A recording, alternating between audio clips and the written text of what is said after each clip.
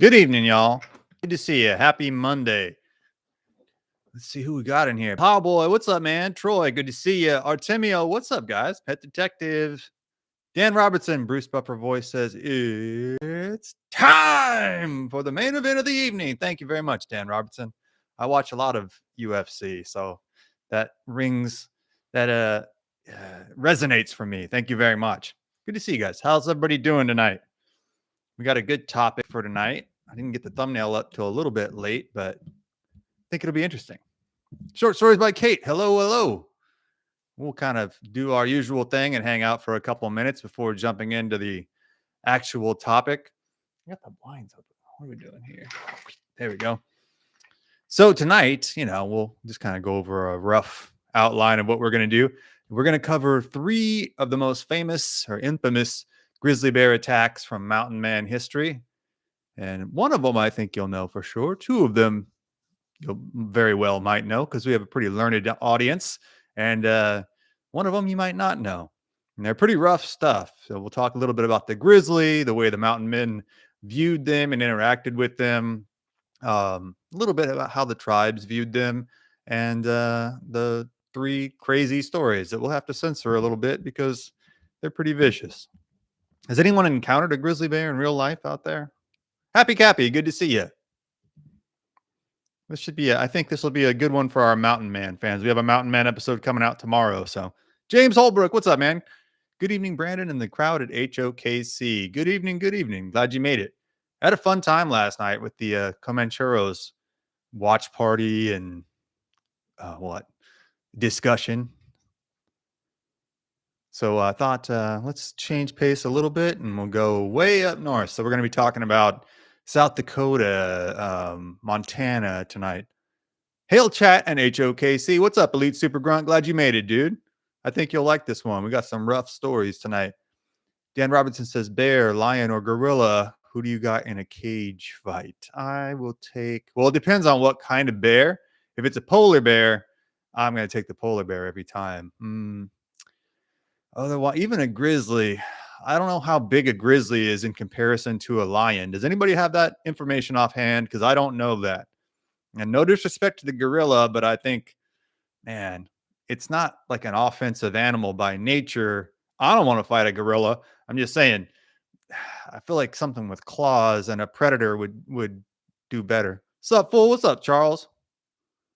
Engineer, what's up, man? I got people pouring in here. Unreal estate agent, what's up? He says a wolverine. Wolverines are gnarly. The honey badger, too. I just saw a video where people had pet badgers, though, like North American badgers. And I was like, well, I guess anything's possible. Pennsylvania Plowboy says the bear. Yeah, I'd have to take, without knowing how big the lion is. That has a lot to do with it, though. I'm not sure what's bigger. I'm going to wager a bear is bigger than a lion, though, right? Am I crazy on that? Bear can outweigh a gorilla. Yeah, for sure. What's up, Grim Reaper? The Truth 1862. What's up? Grizzly could definitely beat a gorilla? Yeah, man, I'm not ragging on gorillas. I'm really not. I have all the respect in the world for gorillas, but yeah, Unreal Estate Agent says bear is a winner. Lion is 7 feet long. Yeah, it's tough the lion merits some consideration. Okay, yeah, Dan Robertson agrees with me. I think the lion takes it. They take down Cape Buffalo all day long. That's a fair point. They know how to kill large game. Bear usually take easy kills and don't rely on technology as much as on technique as much as a lion. Man, I wouldn't say that's wrong. If it's just my opinion, I'd have to go with the bear, but that's a good point. And it's not like the Cape Buffalo don't have offensive capabilities. They take lions out all the time. Though they do take lions out pretty frequently, and they don't even have claws. So maybe that says like a grizzly would do better against them. Gorilla is awesome. Lion as well, says Unreal Estate Agent. But a bear is just too much, in my opinion. We're going to talk about polar bears a little bit later on too, because come on, they're wild, and I don't think anything's beating a polar bear. I don't think anything is beating, maybe like an elephant, but a polar bear, no. Those things are crazy. Have you seen the honey badger? Oh yeah, that keeps getting out of his enclosure. No, that's not necessarily a good thing. It would be a great fight, says Dan Robertson. I don't know if there's a winner. Maybe it comes down to the warrior. It very well might. I don't know. Maybe we can. That's one thing we can get AI to make. Maybe. Happy Cappy Grizzlies are giant. They are big, and we're going to talk about 3 encounters with them, and all of these guys had a very bad day. The real question is, which one would a woman choose? Says Thor Thor Migthag Hast. Nice name. Hmm, I don't know. I guess that would be up to the woman. Hi, Bama. Good to see you. Let's see. Plowboy says whales eat polar bears. True. I'm talking land mammals, so like land predators. And like I said, in my estimation, a elephant would take take a polar bear out, right? I don't even think that would be hard for it.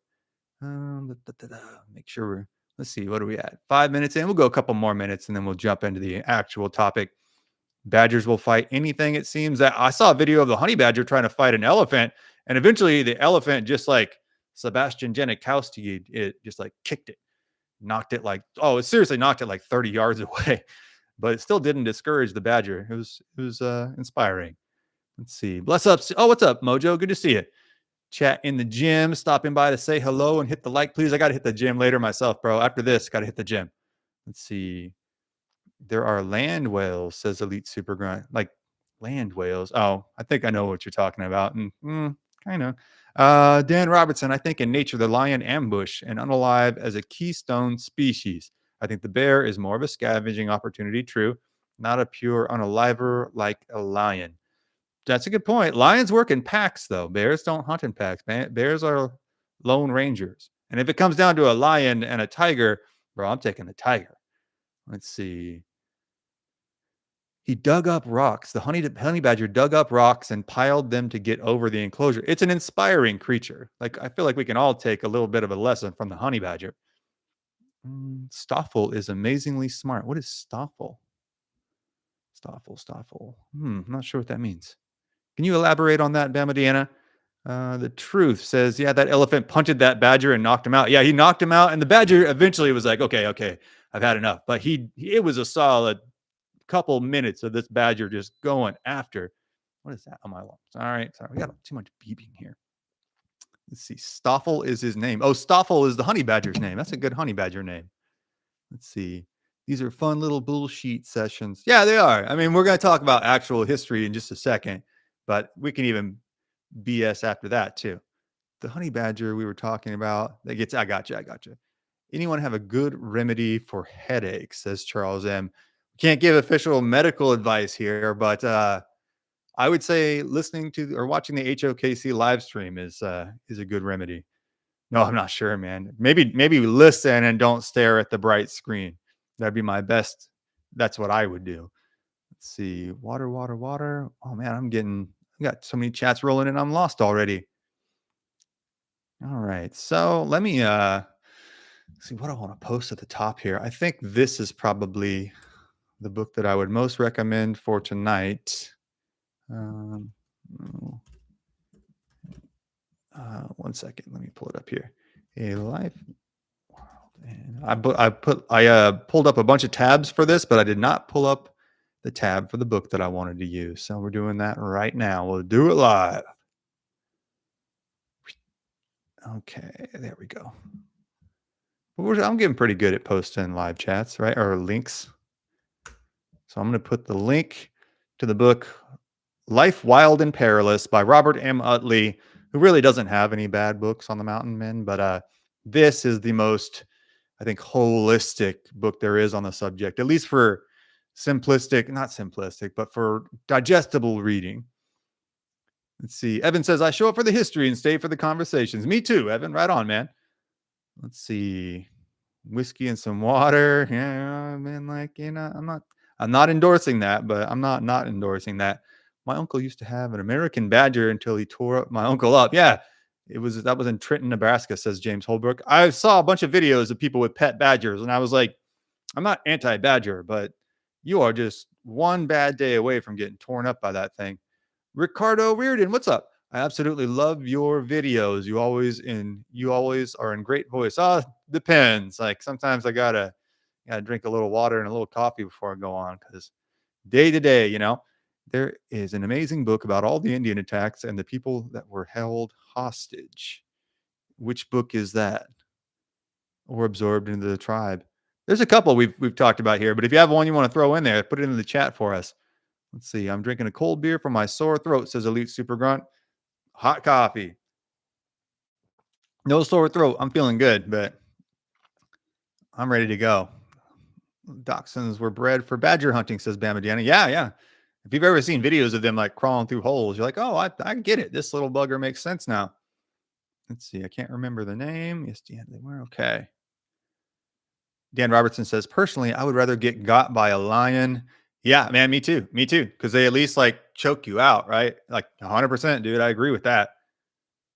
Artemio Moore says, I had 6 shots and 3 beers at a birthday party, and the cakes were wild.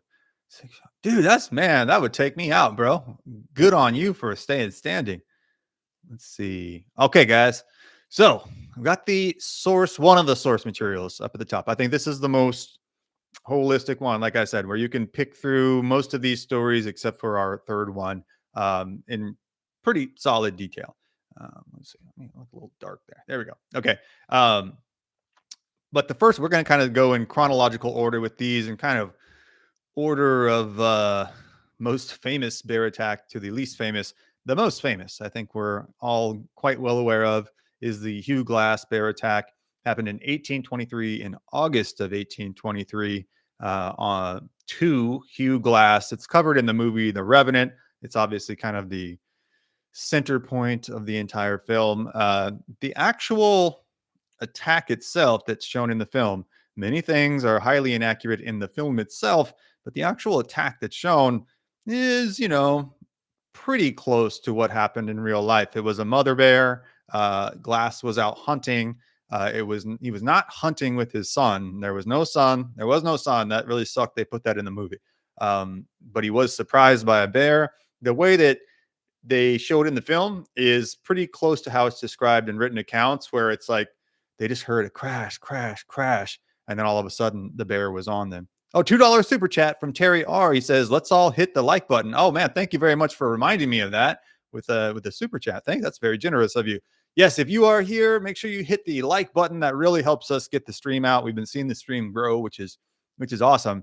And hitting the like button helps it grow even more. So really appreciate that. And also share the stream if you know anybody who's interested in history or weirdly into bear attacks, then send them the stream. I think they'll enjoy it. But okay, so Hugh Glass, thank you again, Terry R. Hugh Glass is he'd started out as, well, he joined up with Ashley's 100, which is the famous group of mountain men that had taken off from St. Louis. 100 guys had assembled answering a newspaper ad, a very Shackletonian newspaper ad, where the Shackleton ad says, "Oh, if you're looking for adventure and daring and all these things, and you want to join an expedition that may not come back, sign up for us." And it was kind of like that. There's the actual posting of the Ashley's 100 advertisement somewhere. I just forgot to bring it up tonight, but we've posted it in episodes before. So this adventurous group sets out on the frontier, and they're out there to make money. They're out to trap for beaver that they can sell to the hat industry back east.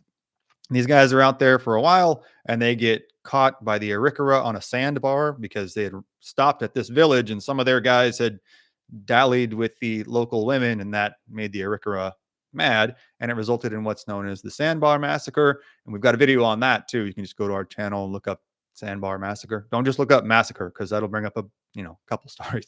But so Hugh Glass had been caught up in that craziness. I believe it's the summer of 1823. Then they miraculously escaped that.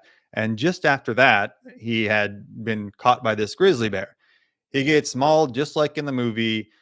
Long story short, without worrying about violating YouTube's TOS, his throat is ventilated, I guess we could say. Part of his scalp is pulled back. What we'll see again and again, that's why I put Stranglehold as the intro song for tonight, is the bear's method of first attacking their prey is to it didn't seem like this with like moose and stuff. Like they, I guess, because they're chasing them down, they go for the rump and then kind of work their way up. But in every case we've got tonight, the bear goes right for the head and just starts chomp, chomp, chomp, chomp, chomping on the head like it. Bear hugs him, pun intended, but it's a real thing. It bear hugs him and then just starts chomp, chomp, chomp, chomp. And that's what happened to Glass. He had also got hit by the claws, so he's all torn up. His torso is torn up, several broken ribs, big gaps in his back. And we've covered him in a live stream before. The movie The Revenant covers it with some degree of accuracy. He was incapacitated. They did not think that he was going to survive. Like he's breathing out of his neck, right?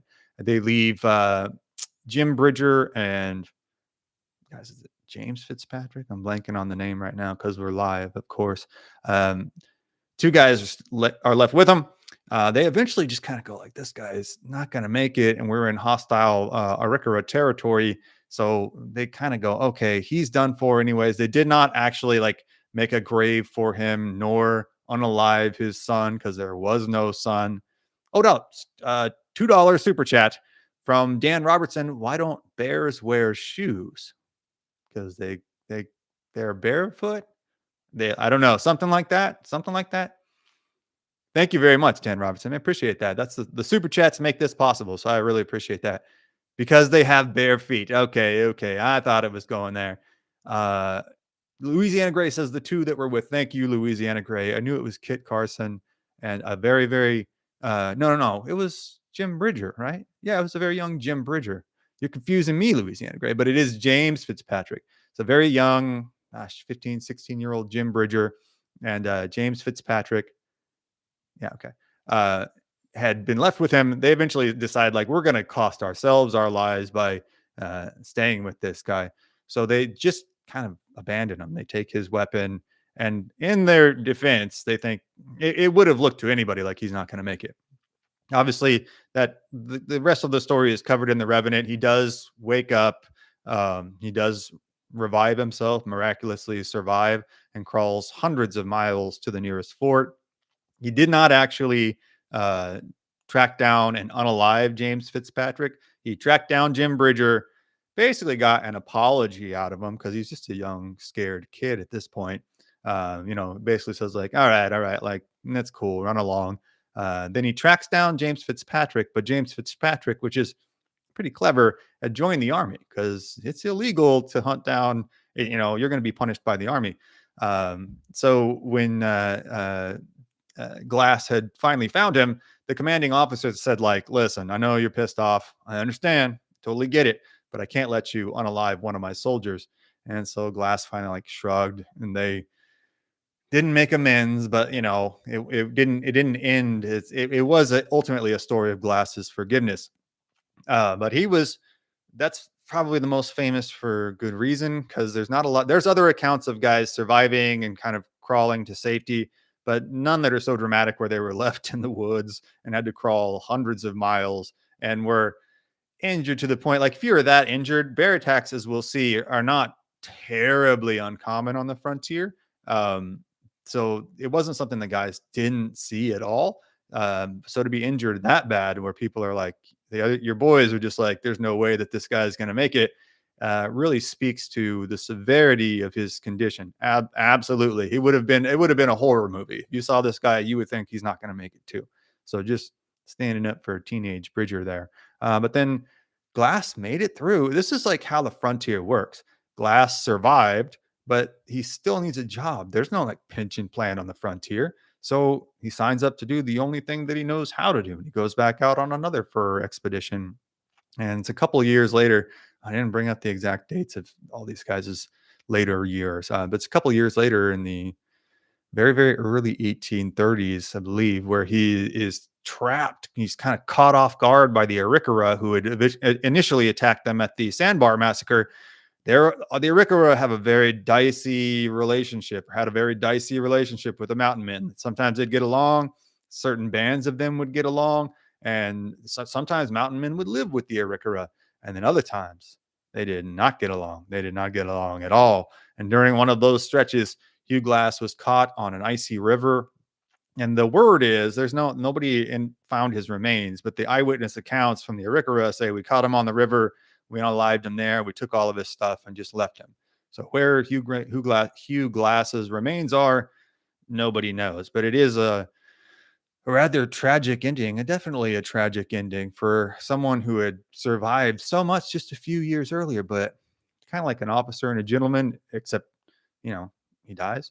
But it's like he had nowhere else to go in a lot of respects. So, yeah, you survived. And then guess what? Your prize is that you get to go right back out on the frontier. So, very rough life, very tough group of characters that we're dealing with. And the grizzly bear was an ever present threat. And one quick point I wanted to make before I started, and I forgot that the grizzly had a much larger population and ranged from almost everywhere east of the Mississippi. Everywhere. I mess up my directions so much on this show. If I had any more pride, I'd be embarrassed about it. But the grizzly had a very wide ranging territory all the way from kind of the Dakotas up into Alberta, down till Colorado in there, all the way out to California. It's on California's flag for a reason. There are many, many, many grizzly bear. There's all kinds of accounts of how many grizzlies were there. I've read accounts where they supposedly roamed in herds. I don't know exactly how many grizzlies would fit into what would constitute a herd of grizzlies, but for me, it'd be like three. If you have three grizzlies, I'm going to call it a herd because come on. But many, many grizzlies, a much wider ranging territory than today. And I've listen, I don't really, I was going to like say this is Ursus Americanus or whatever it is. I don't know. You know what I mean? Like, it's not my bag here. Like, I'm not going to do like a full species deep dive because this, what am I don't know. Science kind of annoys me sometimes, frankly. But if the most pervasive, vicious, which is not a pejorative on the animal, I mean that complimentary animal in the North American frontier. It could take down buffalo. It could take down, obviously, elk, moose, and these are huge animals. So very, very, very dangerous, and attacks weren't uncommon. And the first two of these that we're talking about are actually in very early iterations of the mountain men. So some of these guys just it happened, but you'll see in our next story, sometimes guys didn't even know what to do the with the aftermath of it. They'd never seen people so messed up, and they kind of you'd hear these two stories, especially guys were just like, well, what are we gonna do? You'd think that the mountain men would have some expert plan that they'd immediately go into. And a good chunk of it is guys just going like, well, what do we do now? So there's a fair bit of that too. But yeah, the grizzly, massive animal. I'm sure everybody knows that, but a much wider range. So the stories we're going to talk about actually cover a pretty a fair amount of square miles. So let's go. Actually, let me share where Hugh Glass's attack was first. And these are going to be approximate general locations. So this is Hugh Glass. So that is, I got a bunch of tabs up right now, which may cost us later, but keep our fingers crossed. We are, where's my Wikipedia page?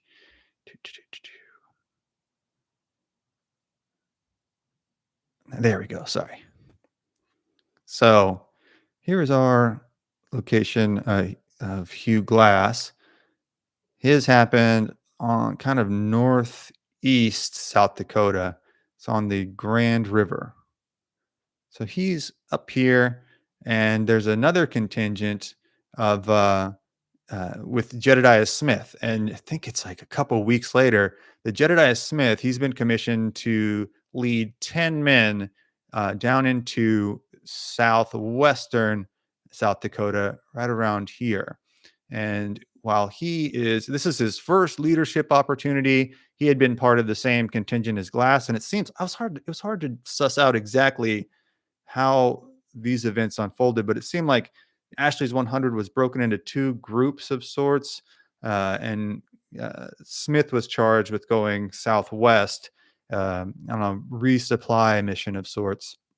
So he's leading his men through southwest uh, South Dakota, and they're coming through this thicket. They're out on a hunt because you kind of have to hunt as you go. You're resupplying your men with your own meat, and it's a very similar situation to Glass.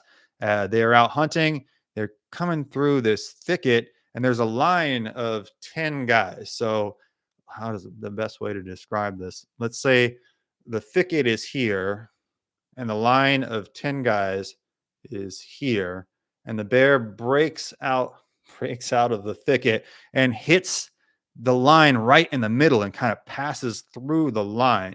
So Jedediah Smith is the very front of the line, and it kind of goes back from there. Everybody scatters. There's horses with them. They're on foot, but they're bringing horses with them. So the horses scatter. The men go in all directions, and Jedediah Smith just happens to run the wrong way, and he goes into this clearing kind of a little bit ahead of the thicket, and the bear loops back around, and they basically hit each other like face to face. And it happens so quickly that the eyewitness account, it comes from James Kleiman, who's a friend of Jedediah Smith, longtime storied mountain man himself, says that he wasn't even able to like raise his rifle. He's armed, he's ready to hunt, couldn't even do it. The bear starts taking swipes at him at first, and Jedediah Smith starts backing up. And as he's backing up, he's got this satchel. It's called what is their name for it? Anything bag or something like that. He starts backing up, and that satchel swings in front of him, and the bear swipes that, and it hits that and like knocks it away. And Kleiman says if he hadn't had that there for the bear to swipe first, that the bear's paw would have hit him in the torso and just ripped him open. But that knocks that out of the way, and then the bear again jumps and grabs Smith by the head, gives him it's another bear hug, and then just chomp, chomp, chomp situation. And while he's chomping away, the guys are all running around going like, "We got to help him, we got to help him," but nobody can take a shot because the bear's right on top of him. And Smith is going, "Help me, help me, help me!" The bear's on top of him. Finally, Kleiman gets over to the side and takes a shot, and then takes the bear out. The bear falls on top of him. They got to roll him off. Then they uncover that Smith is grievously injured. He's got a couple broken ribs, some lacerations on his torso, and then his scalp, like from here to the back, is flopped over on this side. So it's just this part that's holding it on. Okay. I'm not trying to get too graphic, but just so you have some idea of what's happening. And he's like kind of freaking out, like especially at first. Everything says, "Oh, he maintained his cool," but Kleiman kind of implies like at first he's going like, "What happened?" And then he's going, "Help me! You gotta like, we gotta put it back on." And all the guys kind of stand around like it's very much like a construction work site. If somebody gets hurt, they kind of go like, "I don't know what to do," right? And they kind of stand around looking at it for a second, and they do for like several minutes. Even Kleiman says, "Well, we stood around and we talked for a little bit." And the whole time he was going like, "Somebody, put this thing back on." And everybody goes like, "I'm not going to do it." Like, not it. Right. Everybody goes, I'm not going to do it. And Kleiman finally goes like, "Okay, I guess I'll do it." And so he puts it back on, like, flops it over, and he starts working on it. It's just a needle and thread. And some people will say it's like horsehair, like you pluck one long string off the horse. I think it's just a needle and thread though. And he's just kind of, imagine if you had to do it. He had no more experience than the average person out there, right? So he's all the way around, right? He's going and going. He says Smith is being like super tough about it. He's just like biting down and bearing through it. He's not really saying anything. But then Kleiman gets to the ear on this side, and it's just kind of like, it looks like it's not savable, right? He's like, "I don't know how to do this part. I can't get it all back on there, right? You're just gonna have to like, we're gonna have to leave it out. You're gonna have to just not have that ear." And Smith just like does not like this. He's like, "No, no, no, no, no. You have to put this ear back on." He's like, "I can't do it." And he's like, "Bro, you're just gonna have to try. Like, you're just gonna have to do it." And Smith is kind of the boss man. So Kleiman's second in charge. He's not a nobody, but Kleiman goes like, "All right, buddy, like I'll try."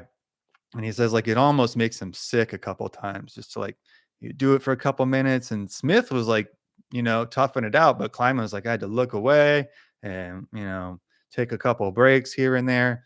But finally, he gets it back on. You can imagine, like, okay, like, what if you had your buddy in the mountains, sew your head back on, right? It wouldn't look great. And Smith was like, this obviously doesn't look great. So for the rest of his life, he's about 24 at this time. This happened in 1823, and he's born in 1799. He wore this. Actually, I want to bring up a picture. You've probably seen this picture in our thumbnails, et cetera, et cetera. But he will show this headband that he wore. He always wore from then on out this kind of uh, either some kind of like rag on his head or a hat. I can't believe I can't find it right now, but we'll do without it. Some kind of head wrap, especially whenever he was around people, because it left this like wild looking scar, and he would always comb his hair like way over to that side. So he kind of like developed his own style to cope with it. But yeah, and from there, like, he kind of healed up and just moved along. They said it was about 10 days, and then he was back to leading the expedition. Because even while this happens, they kind of have to patch him up and then keep moving because they're right in the middle of Crow country, which is very dangerous. So they have to kind of keep on with their mission. And yeah, Smith had to tough it out, keep going. But then they said about 10 days later, he's back in charge again. So tough people, just tough people. All right. That's basically the summation. And obviously, I think an important point to make there is the parallels between Glass and Smith's life, because Smith would obviously survive that. He would survive countless other massacre attempts, countless other legal troubles, countless other harrowing ordeals of starvation, financial destitution, you name it. This poor guy, he went through it. He goes through all that, and then we've talked about this a couple live streams ago. His final hurrah. He's like, I'm going to go out on one more expedition and then come back and settle down in St. Louis. And he was caught by the Comanche on the Cimarron River in modern day, like very, very South Kansas. And he too was unalived and never seen again. Like, they got his effects, they got his firearms, and I think that was it. I think they just got his pistol belt. And the only real account of it is from some Comancheros who said, like, they told his brother, like, yeah, they caught your brother and he fought back a little bit, but they swarmed him, and that was it. And that's the only real account we have of, in my estimation, the greatest mountain man of all time. I would be open to hearing other names, certainly Joseph Walker, a couple other guys. But I think that's the most legendary mountain man of all time, and the same fate. Like, the job itself ended up taking him out. Just the nature of the job itself, never seen again. And it kind of speaks to the danger of that job, and maybe adds a little bit of mystery to his lore. But two tragic stories. There, at the end of the day, there were two guys out trying to make a living, and it's just one of the harshest, one of the most dangerous jobs to ever exist. So, two tragic stories, and we got one more. Maybe not as tragic, but we'll see. Let me check the chat real quick. It's been a couple minutes since I've seen that. What's up? All right, we got 40 people in here. Cool. If you haven't already, click the like button. That really helps us out. We got 40 people and 35 likes. So let's even the numbers out, guys. Let's see. And thank you all for tuning in, too. Bears don't bother skunks too much, if I'm not mistaken, says Unreal Estate Agent. That's smart. I don't either. Let's see. We got a lot of chats. Let's see. Nick Sweeney, you made it. Oh, man. You're earlier than usual, too. Fantastic. I'm just kidding. The bear did not. Oh, boy. There's a lot of chats, guys. Let me scroll up to the top here. I guess I've been kind of rolling for a couple minutes. Man, oh, there's a lot of chats. Okay. Fantastic. I had no idea that was Tom Hardy that abandoned him. Yeah, the movie, yeah, for sure. It was Bridger, says Bama Deanna. Yes, that's what I caught that, though. I caught that. I think I got a super chat. Oh, Bama Deanna, $5 super chat. Love these mountain man stories. Oh, thank you very much. These are They might be my favorite to tell, honestly. They really jog the imagination. Thank you very much. That's fantastic. You guys are so generous. Thank you. What a thank you very much. Thank you. Thank you very much. Let's see. The bear cannot. Okay, man. Let me scroll back up here. Let's see. Cougars attack more than bears, they say, and snakes unalive more than any other animal. People step on them. To people step on them. Yeah, I try not to. They got rattlesnakes all over here, so I'm careful. I suppose they thought that glass was a goner. They did. They did. And like they get harshed in the account of it. And it's like, I think we all like to say, I like to think, oh, I would stay till the bitter end, but I don't know. Easy to say that. You only know when you're there. How do we know this is 100% true? Well, these are, I mean, they're all firsthand accounts, and that's about as good as history gets. Let's see. Alrighty. Uh, Arizona, I wrote. Okay, cool. Got that.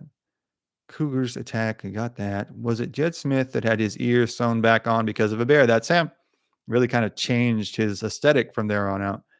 Bear can smell up to a 1 mile distance, sometimes up to 5 miles, provided it wins. Yes, absolutely. And I believe the polar bear, maybe more than that.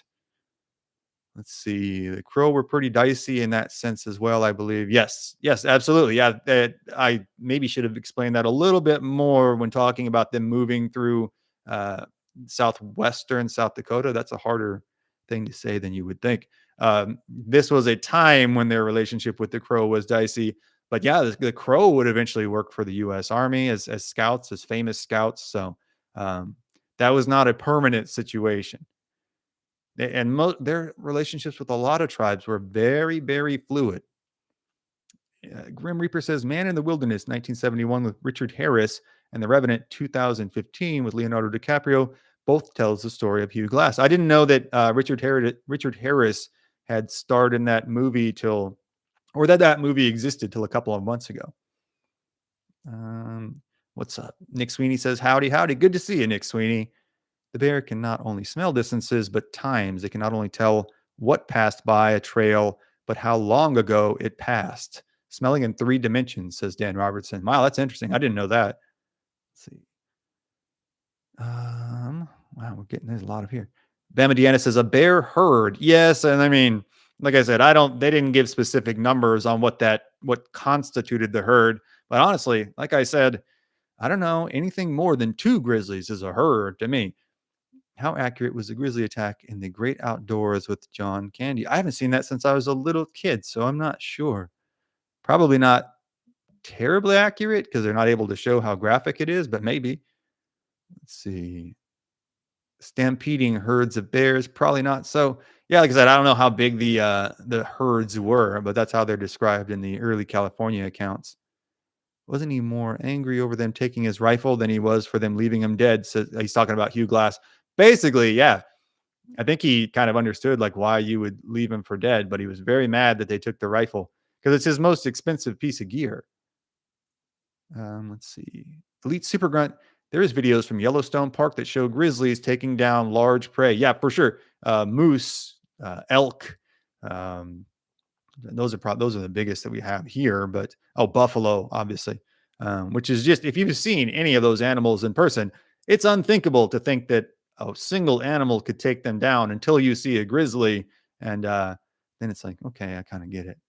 The grizzly's claws, like themselves, are like steak knives. It's like having 4 hands of steak knives and then a whole mouthful of steak knives.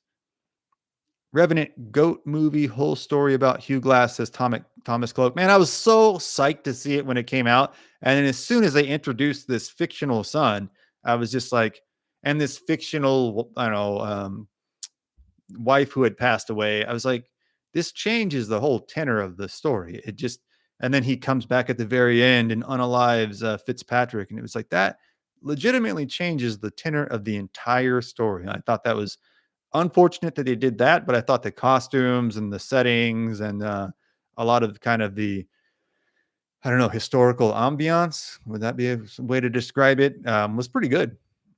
Don't know how you survive a bear attack, to be honest, once they're on top of you. For all of these, it was because their friends came and helped them. That's pretty much it. If you want to hear like, or if you will, a good example of someone not being assisted is Timothy Treadwell. If you've ever seen Grizzly Man, some people think it's a dark comedy, some think it's a documentary. In either case, Timothy Treadwell was a bear documentarian and researcher of sorts, and he would go live with the grizzlies in Alaska and thought he became one of them. Obviously, he very much did not. And there's a whole like sound recording of him and his girlfriend being eaten by the bears. I haven't even listened to it. I've just heard that it's bad. I kind of thought like, well, one can imagine what they're saying. It's probably not, this is great. Grizzly bear could run 35 miles an hour as well. That's true. If you were on the menu, you better be strapped because it is just a matter of time. Yeah, 100%. And then for Glass's case, it was a mother grizzly, and he had kind of he had scared her with her cubs. That's probably the worst case scenario because grizzly is the species that you can supposedly play dead with. You can cut or huddle up and let them make their defensive attack, and then they might leave you alone. Whereas a black bear is, smaller, but still pretty damn big. And if they're hunting you, if they're attacking you, it's likely because they're starving and trying to eat you. And then a polar bear, it's brown lay down, black fight back, white good night. I think that says it all.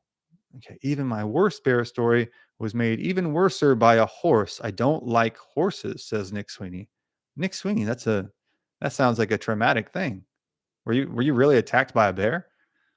Let's see. Thomas, wouldn't being attacked by a bear be a quick end? No, I think Dan Robertson says it here. He says, no, they play with their food. Yeah, it's like, I don't know, maybe 30 minutes of this Treadwell recording. It's terrible. You can watch them eating elk, deer, moose, etc. They do play with it. It's creepy. Bears don't bother skunks. Okay, we got that. Shades of Chopper Road getting annoyed because the guy was taking too long to remove his ears. I've never seen Chopper Reed. I've never seen that. I don't know if anything that will take on a skunk. Not me. So they would say they had the heart of a grizzly when they went into battle. I would. That would pump me up. Before it was cool for chicks to dig dudes with scars. I don't know, Space Cowboy. What's up, Space Cowboy? I don't know. I kind of thought that too. Like, well, Jed, chicks dig scars. But also, there's no account of him like ever even having a girlfriend. So I don't know how experienced he was with the ladies. Ken Fox says, sounds like my mother-in-law. Hopefully your wife isn't watching this, Ken Fox. Let's see. Mr. Smith was definitely a BMF. Absolutely. Like, seriously. Let's see. One tough SOB, says Artemio. Yeah, seriously. And he was like so tough that he was kind of chewing the other guys out for not sewing him back together. He was like, you guys got to stop being wusses and sew me up. Which is like, I guess that would get me going. If the guy who's been attacked by the bear was like, could you just stop being such a sissy for 10 minutes and sew me back together? I'd be like, all right, well, I got to give it a shot. Man, if a bear tore me up and my buddy had to stitch me back together, what does that say? He's fixing a shirt.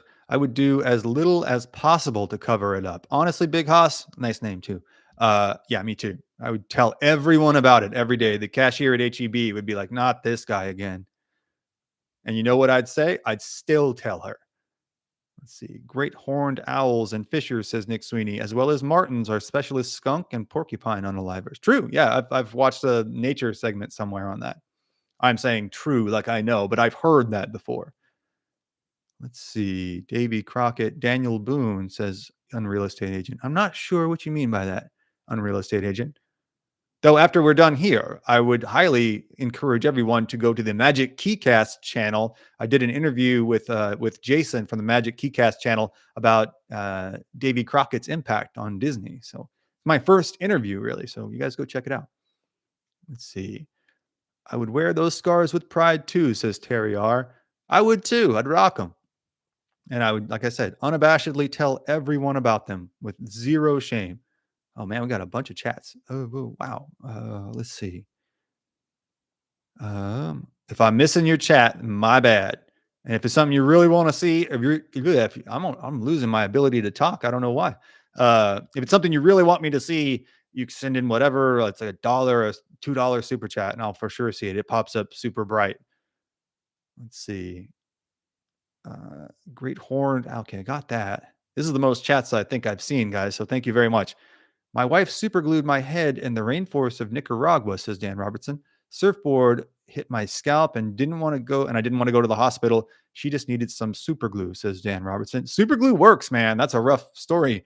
But I've stuck super glue in some blisters while running, and it's like, you know what? This works. Don't forget to click the like button that says Space Cowboy. Yes, absolutely. Click the like button. That seriously helps us out. So click it and share the stream if you know anybody who would like it.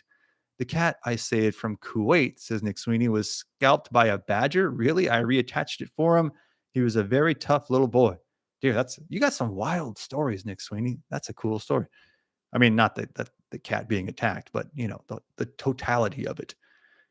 Annoyed that they canceled the Lewis and Clark miniseries. I didn't know there was going to be a Lewis and Clark miniseries, Grim Reaper. We're going to do a conspiracy stream on exactly how Meriwether Lewis met his end, because I don't know, guys. I'm a little suspicious. Glad in the UK we don't have any real poisonous snakes, says Thomas Cloak, except from adder. Really have adders there? But they're not as lethal as a rattlesnake. You rarely are unalived from an adder bite. I did not know you guys had adder. You need to get the St. Patrick treatment. I respect the ocean, the wilderness, other countries I visit. Fear is healthy, says George Blunt. Yeah, I'd say fear is a healthy thing, as long as it's not taken over. Mike Holtz, what's up, man? Good to see you. Good to see you. I was listening to a podcast today that I'm gonna email you, Mike Holtz. I think you'll like it. It's on John Smith and his 1984 to 1992 run. I think you'll like it. Imagine stepping on a bear, says Space Cowboy. Happens that way sometimes, though. Sometimes you don't know it's there until you step on it, and you don't know what you got till it's gone, right? The mountain men are what I compare any. Let's see. The mountain men are what I compare any situation in my life to. Mine is what would remember WWJD. Mine is what would the mountain do? LOL. Need to stay alert, y'all, says Joss McAllister. Mine's a mix. It starts with WWJD, and then I'll go down to the mountain men too. Let's see. Thomas Cloak. We have cottonmouths and copperheads here. Yeah, absolutely. There. And we have rattlesnakes in Texas. Polar bears will eat you and leave no scraps, says Grim Reaper. Grim Reaper, stick around for the end here. I got a special polar bear segment as well. Let's see. We got a lot of chats, guys. I'm trying to hit each one of them. Okay, where I'm from, we have mostly cottonmouths, says Unreal Estate Agent, and copperheads, though some diamondbacks and coral snakes.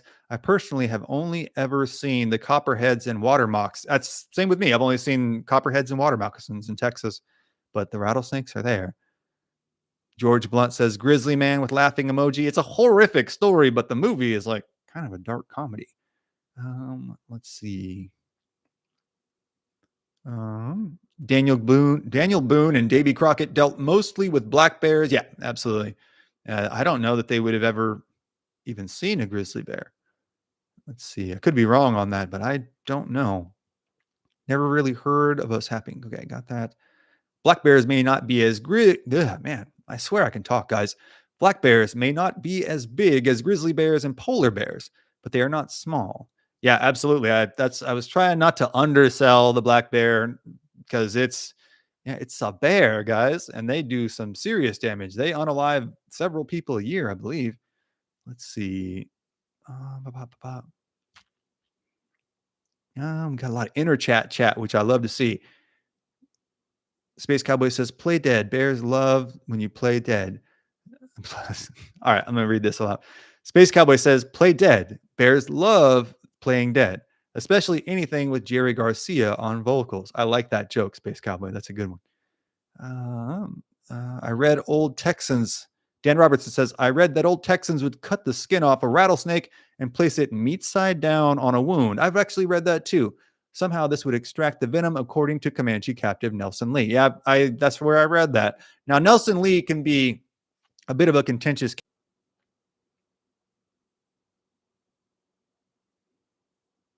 Yeah, skip, guys. I don't know why. It tells me I got strong connections. I'm just going to keep rolling. I catch rattlesnakes, moccasins, copperhead, and coral snakes on my zip line. Really? Dan Robertson? That's crazy, bro. Let's see. See here. I think I'm getting caught up. I was saying before I was rudely skipped on here by the Wi-Fi or something. Um, Nelson Lee, I've read the same book, Dan Robertson, and maybe you have an opinion on this yourself. I'm venturing that maybe you perhaps do. Nelson Lee can be a bit of a contentious character in Texas history. Some people think that he exaggerated. Some people think that he just made things up out of whole cloth. I think it's probably more in the exaggeration camp because a lot of his accounts are really interesting. I just think you might have to take them with a grain of salt, but that doesn't mean throw the baby out with the bathwater. But let me know what you think, Dan Robertson. I'm always open to being corrected. Record black bear was 1,200 pounds plus, but it was on Kodiak Island. But them two boys got it with a 22. Really? They took the record black bear with a 22. Wow. And Nick Sweeney said that grizzlies were common in the eastern United States. So I might be corrected on that. I used to hunt rattlesnakes in Massachusetts, says Nick Sweeney. Nick Sweeney had the wildest stories, bro. Let's see. I think we're about caught up. And then I got one more story for y'all from 4 years in the Rockies with Isaac P. Rose. Give the chat one more look here. Humans can be arrogant and stupid, says George Blunt. Not me, George. I'm just really cool and right all the time. Strong Indian scout tribe, says Artemio. I bet a lot of Nelson's stories are overproduced as well, says Dan Robertson. Yeah, I would venture that they are, but that doesn't mean it's not a worthwhile book to read or that there's not a sizable grain of truth in those stories.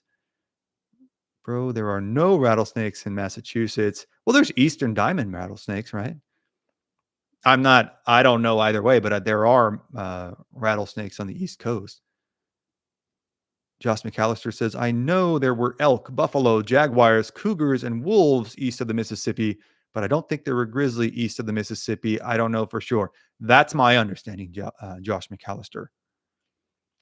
There are still snake handling churches in the South. There are. There are.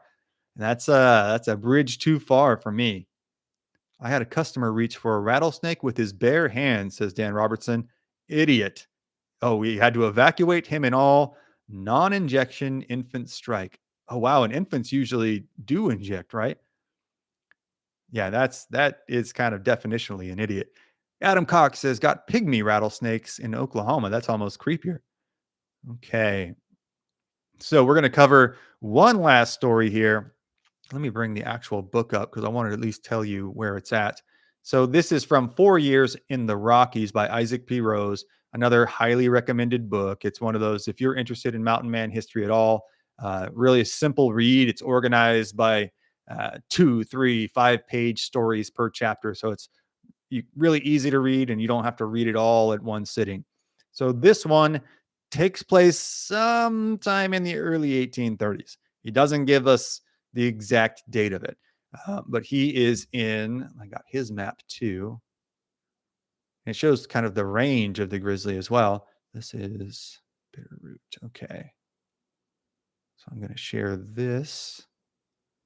This happened on the Bitterroot River in way western Montana.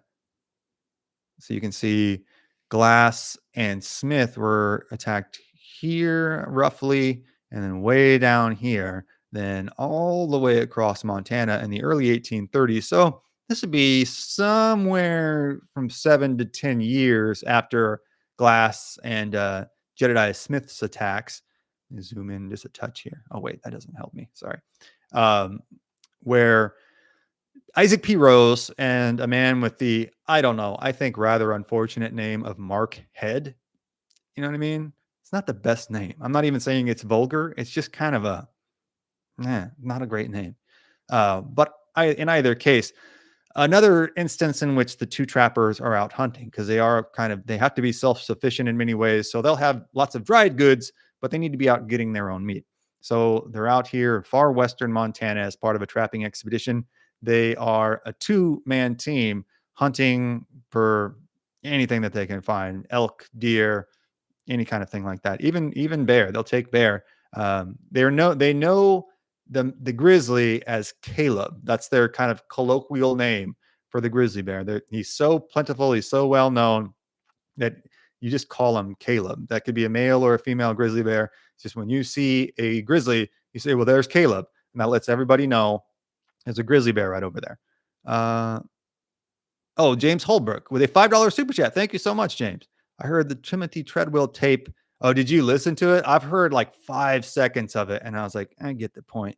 How long is it? You don't have to send another super chat. Just I'll look for it in the chat here. Can you tell me how long it was? Because I forget, but it's long enough to be nightmare fuel. And it's him and his girlfriend, so it's just terrible. But another two-person encounter with the grizzly happened here. Isaac P. Rose and Mark Head are out hunting. They come across another thicket and they see a grizzly. And grizzlies are prized, anything with lots of fat. The meat from a grizzly may not be as prized because it's a more of a predatory animal. I've just heard differing accounts, even from modern day hunters, on whether grizzly is good eating or not, but they have lots of fat. And white-tailed deer, even elk, they don't have enough fat to really sustain you. If you've never heard of rabbit starvation, it's a real thing where you can survive. You can't survive on rabbit alone because they don't have enough fat. And something similar would be true for a lot of game animals. Oh, Adam Cox with a $5 super chat. I don't have anything to say, just appreciate your videos, man. Well, thank you for tuning in. I appreciate everybody for tuning in. Thank you so much, man. That makes this whole thing possible. Grim Reaper says bear fat was a commodity. Yes, absolutely. So they didn't even necessarily see it as mandatory for them to eat the meat, but the fat was something that they could use for weeks or months, and it was used for almost everything: for fuel, for adding to cooking, for waterproofing leather, all kinds of stuff. So they see this as a prime opportunity. They say, "There's Caleb," and I believe it's Rose takes the first shot. And they say the grizzly runs into a thicket and starts like biting at the wound. It's like "Ah, ah, ah, ah," going crazy on it. And it spins around on the dirt a couple times. They said for 30 seconds or so. It's just going like manic, understandably so, right? And then finally, it moves a little farther into the brush. So we're talking like 5 yards into the brush to start with. And then it goes 10 or 15 yards into the brush. And it's thick trees and underbrush, but it's not like you can't see through it. So they follow him up there. They're, let's say 50 yards away. They carefully approach because this happens all the time where someone shoots a grizzly and it pounces back up and attacks them. But they get close enough to say, like, well, this thing isn't moving anymore. They don't see it breathing. So Mark Head says, all right, you stay here. I'm going to go in there and start skinning it. You stay here and keep watch because we're still in dangerous, I believe this would be Blackfoot territory. So, okay, you keep watch and I'll start skinning it. Cool. Head walks in there. Mark Head walks in there. It's an unfortunate name, isn't it? I don't know. He pulls out his knife and he gets right up on the grizzly where he can grab it. He takes a handful of its hair and the thing just boom pops up again, like full exorcist mode, and grabs him in another bear hug. And they're on the ground now. So he's kind of in this like BJJ guard, if that makes any sense. Like head is on top. The bear has its legs wrapped around him, its back legs, and then wraps its front legs around his torso and just starts chomp, chomp, chomp, chomp, chomp, chomp, chomp, chomping again, right? And this whole time, head is yelling like, "You got to help me! You got to help me! It's got me! Oh no, it's got me!" And Rose runs in there and gets just far enough away and waits for the bear to kind of roll over on its side, and then takes a pretty risky shot. Like if he had missed, he would have hit Mark Head for sure. Then the bear finally stops, but before it fully expires, it's kind of half on top of Rose. Gosh, how am I going to say this? Fluids just start coming up like in a torrent from the bear's mouth and just soaking Mark Head. It's like everything that you could think of, right? It's a mix of most bodily fluids all coming up at once and just this shower that hits this poor guy. His scalp is like all messed up. It's not completely off, but he's, you know, in pretty bad shape and everything kind of flowing down over his face. Gore, let's say, flowing down over his face. Um, the bear finally rolls off of him. There's this like wet mess everywhere, and Head is just throwing. Mark Head is just like throwing a fit. Like, man, you got to help me. Like, I'm all my. I heard my skull. Can I even say that? I heard the cranial bones cracking and crunching until they go like, well, that's not good. They bring him back to camp, and he's got not the Jed Smith situation. It sounds like it's about half of his, top of his head has been exfoliated. They've put that back down, and he says, well, the skull itself, the cranium, it's good news. It wasn't actually cracked. It was just all scratched up. So they could actually see teeth and claw marks on the actual bone. And they had to flip that back over, do that all up. And again, they said, well, Mark Head was back to work in about a week and a half. So, I mean, really what you're dealing with after that point is the risk of infection. So somehow he didn't get infected. They would also use bear grease medicinally. So maybe ironically, there's no mention of this in the text, but one would think that ironically enough, you were keeping the wound clean with this kind of frontier Vaseline and bear grease. But another amazing, and I think this might have been the overall most descriptively gory account. It is, like I said, in 4 years in the Rockies. Let me look up the this is on a Kindle, but it would be page. It is actually let me look up the chapter. It is chapter 22, and it starts with a Blackfoot attack, which is interesting, but kind of focusing on the Grizzly tonight. And it ends with Mark Head being attacked by the Grizzly. So this was like a known occupational hazard amongst the constant threat of hostile tribe attacks, the constant threat of injury, infection, illness, accident, and yeah, these guys were still going out there. So I think it just illustrates what a crazy job it was, and what a dangerous job it was. And just like, come on, everybody likes stories about bear attacks. It's always interesting.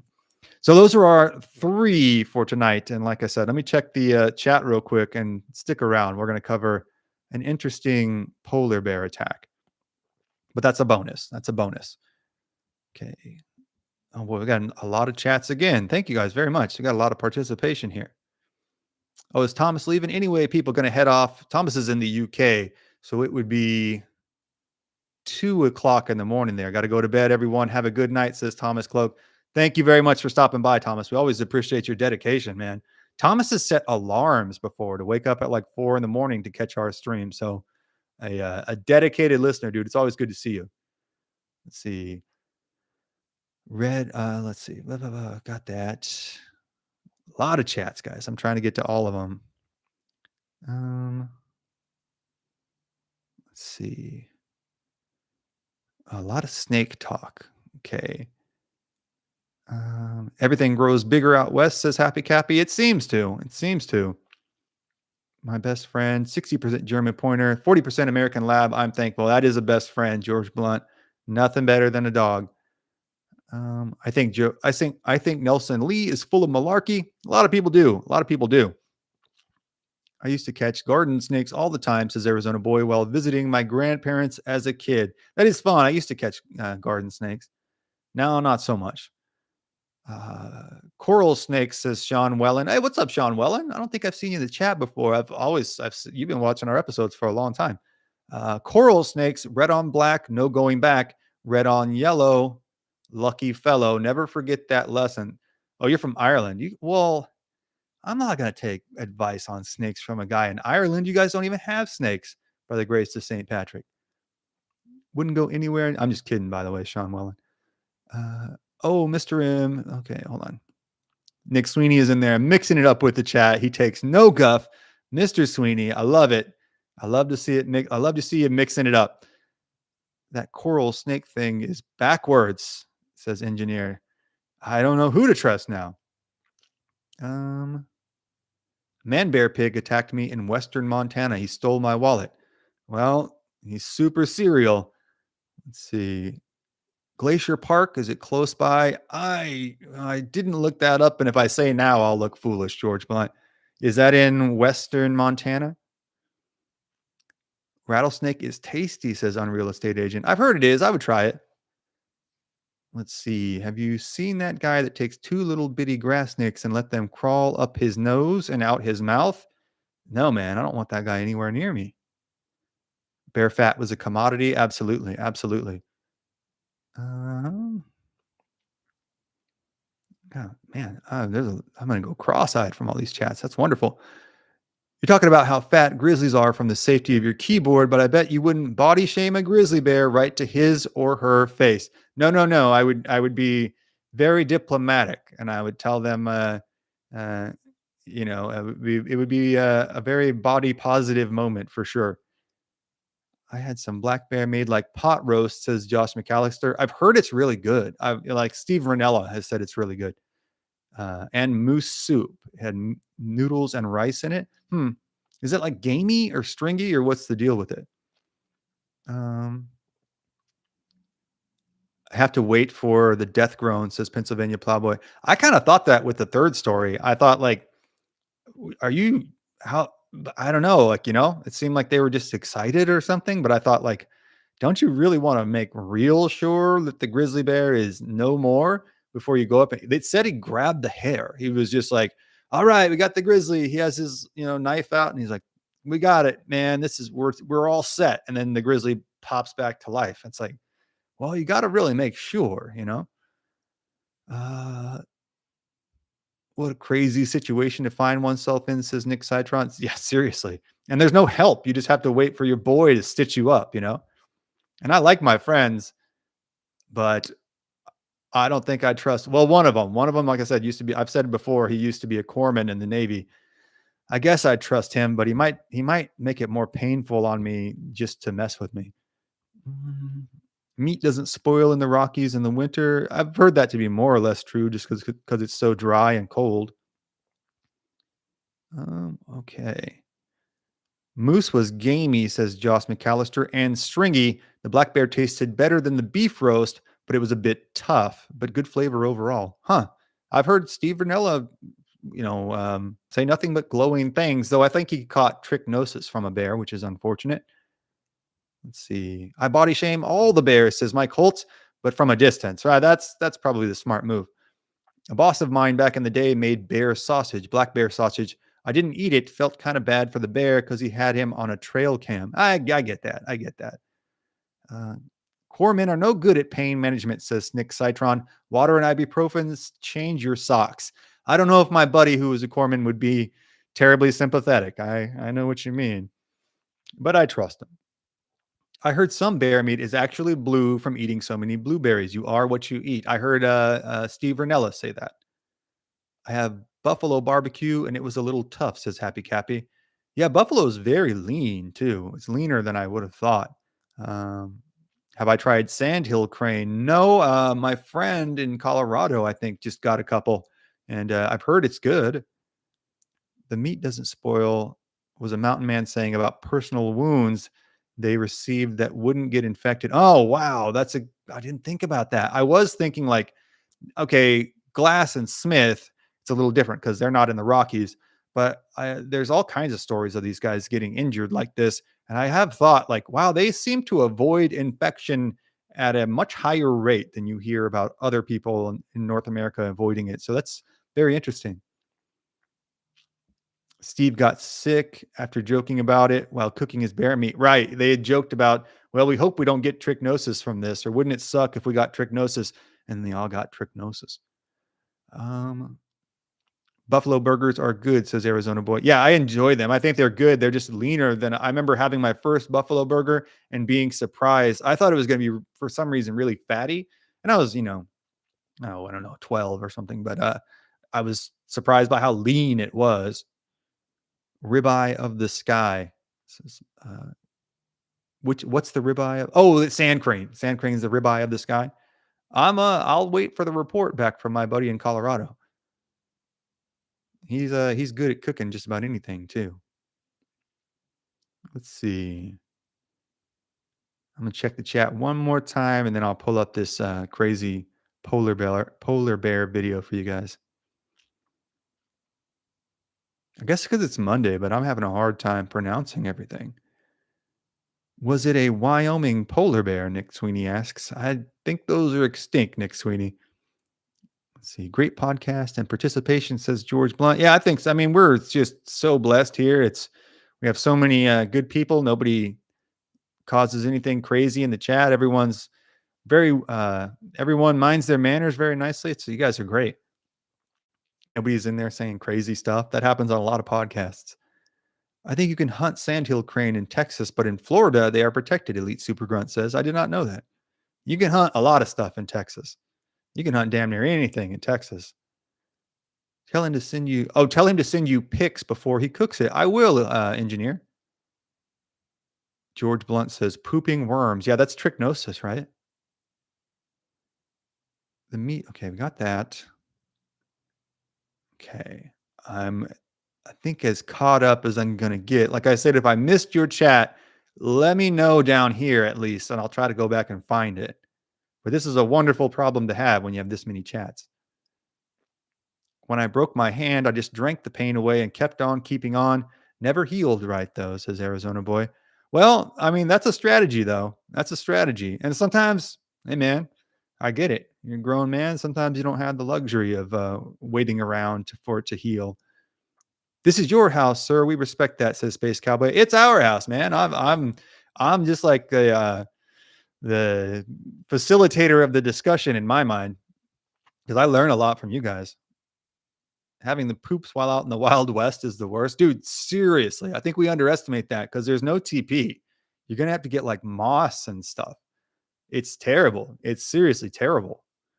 Are sandhill cranes the prime rib of poultry? That's what I've heard, Troy. That's what I've heard.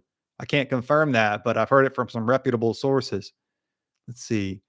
I went to the Buffalo Ranch in Colorado when I was a kid and didn't realize how big they actually were. Yeah, they had a herd of them up in Northern California. And when we would go by there, we would drive by this field when I was a kid. And it was like, those things are huge, man. There was like 4 or 5 of them. So it was like, imagine hundreds of thousands. Dysentery killed more men than the vilest enemy. Yeah, disease as a whole. In the Civil War, that was in the World War I. It's the biggest unaliver. Trichnosis is in your muscles, cysts. Oh, jeez. Like, man, I can't. Yeah, it keeps me up at night. I would just go hungry to the best of my ability before I think it's from it being undercooked, though, right? You can get it from pork, bear. If it's not cooked to the right temperature. Mike Holt says, I do get the whole circle of life thing. Yeah, there's a circle of life. Sometimes it's a real small circle, you know? Okay, I think I'm caught up here. So while everybody's chatting away, I'm going to close these tabs. So hopefully we don't have any more Wi-Fi problems. We'll see. Then I'm going to pull up a video. Maybe several of you have seen, but I think it's hair-raising and interesting. Tag. It's a relatively recent polar bear attack, and it doesn't. Like, listen, it's not graphic, so everybody can relax. Or maybe some of you are disappointed that it's not graphic, knowing this chat, but I think you'll all enjoy it. Let's see. I guess that's why they call it diarrhea. Yeah, I mean, kind of. Let's see. It'd be amazing. I don't want to be too crude, but it would be amazing and a terrible thing to think about how many people in history have gone number 2 till the very end, been unalived by number 2ing. Honestly, I think that's a funnier way to say it. It's one of the few times that YouTube's TOS has made the show funnier. Replace pinned message. Okay, so at the very top here, you will see a link to a short video where a polar bear is attacking a man in downtown. Where is it here? Svalbard, in the Norwegian capital of the Norwegian archipelago of Svalbard. Looks like a wonderful place, if a bit austere. So I highly encourage you to go watch that, and we'll do a little watch party of it right now because it's only, I don't know, 30 seconds long. Let's see. Space Cowboy, I love the joke about a bunny rabbit and a bear pooping in the woods. The bear asks the bunny if the poop sticks to his fur, and the bunny says, no, not a problem. So the bear wipes his butt with the bunny. I may be accurate too. Let's see. We're talking about the unfortunate end of Elvis Presley, having to do with the going number two to the very end thing. Yeah, that's unfortunate. Okay, guys. So pull up the video if you want to watch along. Highly recommend it. And we will start watching it here in five, four, three, two, one. So what we've got is a guy in the middle of town. He's walking along. Everything is white all around him, and he suddenly sees the polar bear running right at him. He's armed, but he throws the rifle down and jumps on a snowmobile and just barely gets away from the bear, who continues to chase him. Doesn't look like a huge polar bear, but come on, man. Big, it looks huge enough to me. And then eventually the bear just kind of like goes, all right, well, this isn't going to work, and sits down on his butt. Well, we're in the middle of a city. We're in the middle of a city. And it's just a wild thing to think about a polar bear coming after you, because a polar bear, guys, I've done a lot of polar bear video watching. It is, it's going to get you. It's only there to hunt you. It's the only bear species that actively hunts uh, people. It can smell you from miles away. It will track you down.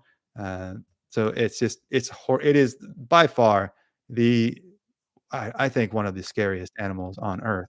And I'm not the only one to hold that opinion.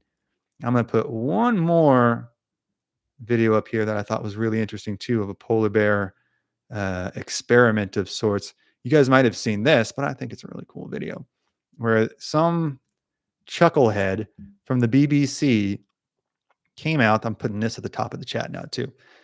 It's a little bit longer video, but I'll skip to the good parts here, where this guy got some genius to design him this, like, I don't know, glass octagonal cage of some sorts. So it's thick glass, and then there's like diamonds of metal encompassing this dome, this bubble that he's in. And he goes out there and sits and waits for a polar bear to come. And I highly encourage you to watch the video. If you skip ahead to about 1 minute exactly in, you'll see the polar bear arrives. And the first thing it's doing, it's not even examining this contraption, it's trying to get in. It's just trying to break this thing open so it can get to this guy. And it gets crazier and crazier. It's pawing it, it's jumping on top of it. The guy gets more and more nervous and thinking that obviously this is a stupid idea. I don't trust any fabricator in the world enough to put together this glass and metal cage. And he's trying to act like he's cool and he's got it under control. Then the bear starts sticking his paw in through one of these gaps. It's one of the creepiest things that you'll ever see, because the bear just sees this contraption, and you'd think most animals would at least try to figure out what this thing is. And the bear just wants to break it and eat this guy. It has like this, there's nothing in its eyes. I'm not even vilifying the polar bear. We're just seeing nature take its course. There's nothing in his black, soulless eyes. Like, they are just there to eat this guy. And it's just very disappointed that it can't break in there and slowly eat this guy. It's just uh, a crazy way, a very accurate way to encompass a polar bear encounter. I think is not that I want to encounter a grizzly or a Kodiak or a black bear or a sun bear or any bear ever, even a panda bear or a koala, who look like vicious little monsters. Uh, this is like as terrifying as it gets. The bear is just throwing the dude around. Great white sharks are less threatening. Yeah, this is like a shark cage, but for bears. It's like a bear cage. And even with sharks, the sharks under the water kinda like go up and like, "What is this cage? Oh, this is interesting. Huh, maybe I can bite it, maybe not." The polar bear is just like, "I'm going to break this open, and I'm going to eat this guy immediately." There's nothing else on his mind. It's just, "How do I get into this thing?" He doesn't even care what this contraption is. He just wants to break it. It's so crazy. It takes him like 30 seconds to try and start swiping it and breaking it. Let's see. Yeah, highly recommend that. It's at the top of the chat there. I just went down a polar bear rabbit hole and thought it was worth, checking out. Do you know how to catch a polar bear? Adam Cox 6960 says, "You dig a hole in the ice and you set a pea, like the vegetable, right beside the hole. Then when the polar bear goes to take the pea, you kick him in the ice hole." I'm not doing that, bro. I don't know about that. Is that really how they do it? Let's see. Oh, that's a major I'm not sure. Okay. I'm just running through this, guys, trying to get caught up.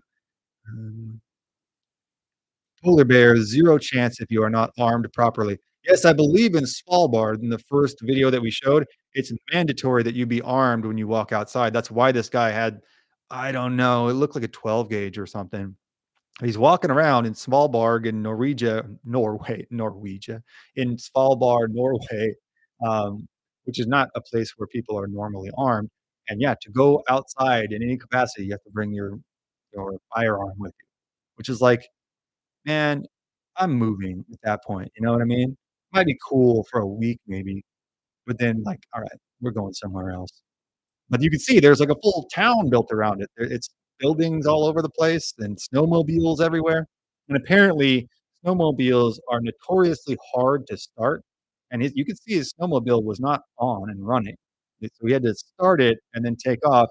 I've heard a couple accounts say that's a miracle in and of itself that the snowmobile just started, because a couple I guess you have to usually give it a couple goes before it starts, and him throwing the gun away seems like the consensus on that is that that kind of diverted the bear's attention for a second, though, like, "Guys, I'm not throwing the gun away. I'm not doing it." You know what I mean? I'm holding on to it to the bitter end. I'm not throwing it away just out of principle. No, there's a bear, I'm just not throwing it away. Um, Hello again. People couldn't really get back to sleep, so I'm back, says Thomas Club. Well, maybe we can, well, I don't know if these polar bear stories are gonna help put you to sleep, but you can rest easy knowing there aren't polar bears in the UK, I suppose. Have y'all seen the guy who actually made a bear-proof suit? I think 2020 Inside Edition made a show about him? Really? I mean, it's like, "Oh, well, that's not gonna work. There's no such thing. Bear-proof." Look it up real quick. Suit. I just wanna see what it looks like. Yeah, this is what I thought it looked like. That's what I thought it looked like. Let's post this here. If you guys wanna this is exactly what I thought the man would look like too. Does it actually show a bear attacking him? Or they just, like, beat him up? Wow, this is hilarious, dude. They show wow, this is hilarious. They're, like, hitting him with logs, they run into him with a bus, they run into him with a truck. Oh, man. Wow.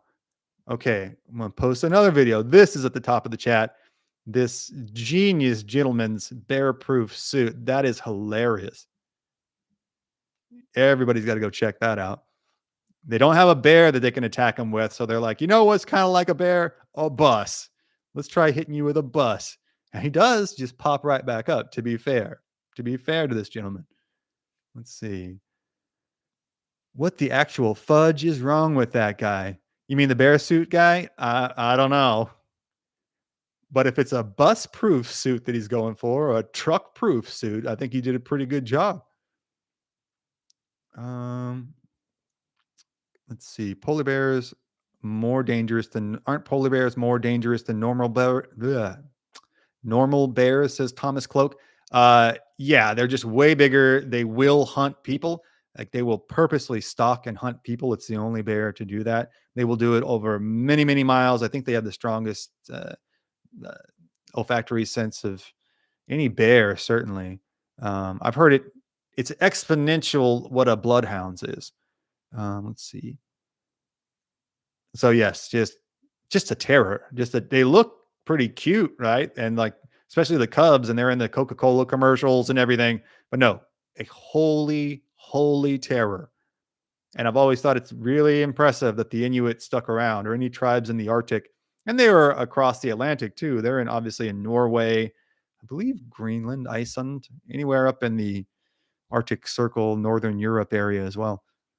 Uh, so I'm always impressed that people stay there because it's like I'm not staying here. Let's see. So yeah, thank you for that, Adam Cox. That's a hilarious video. What's that quote? Goes something along the lines of, "Oh, we talked. I think it was just when you went to bed, Thomas Cloak. We went over the rhyme, but if it's black, fight back. If it's brown, lay down, and if it's white, good night. It's just over." The bear suit is an old story. There's a documentary about it from several years ago. Never heard of it. That's hilarious. Well, and it's like, well, it's better than any bear suit I've ever built. To be fair, Grizzly Bear Blues. Is that a song? Anytime I have to shovel snow, I feel like I'm a mountain man living in the foothills of the Sierra Nevadas. Then I see videos of people living where polar bears are, and I'm humbled. Well, there's always something to humble you. I know that. That's been my life experience. But I mean, you are in the Sierra Nevadas, so you are kind of like a mountain man. That's mountain man territory. I've been listening to the story of the Donner Party again, and it's like, man, that may be the worst story in American history. There's some bad ones, but man, that's bad.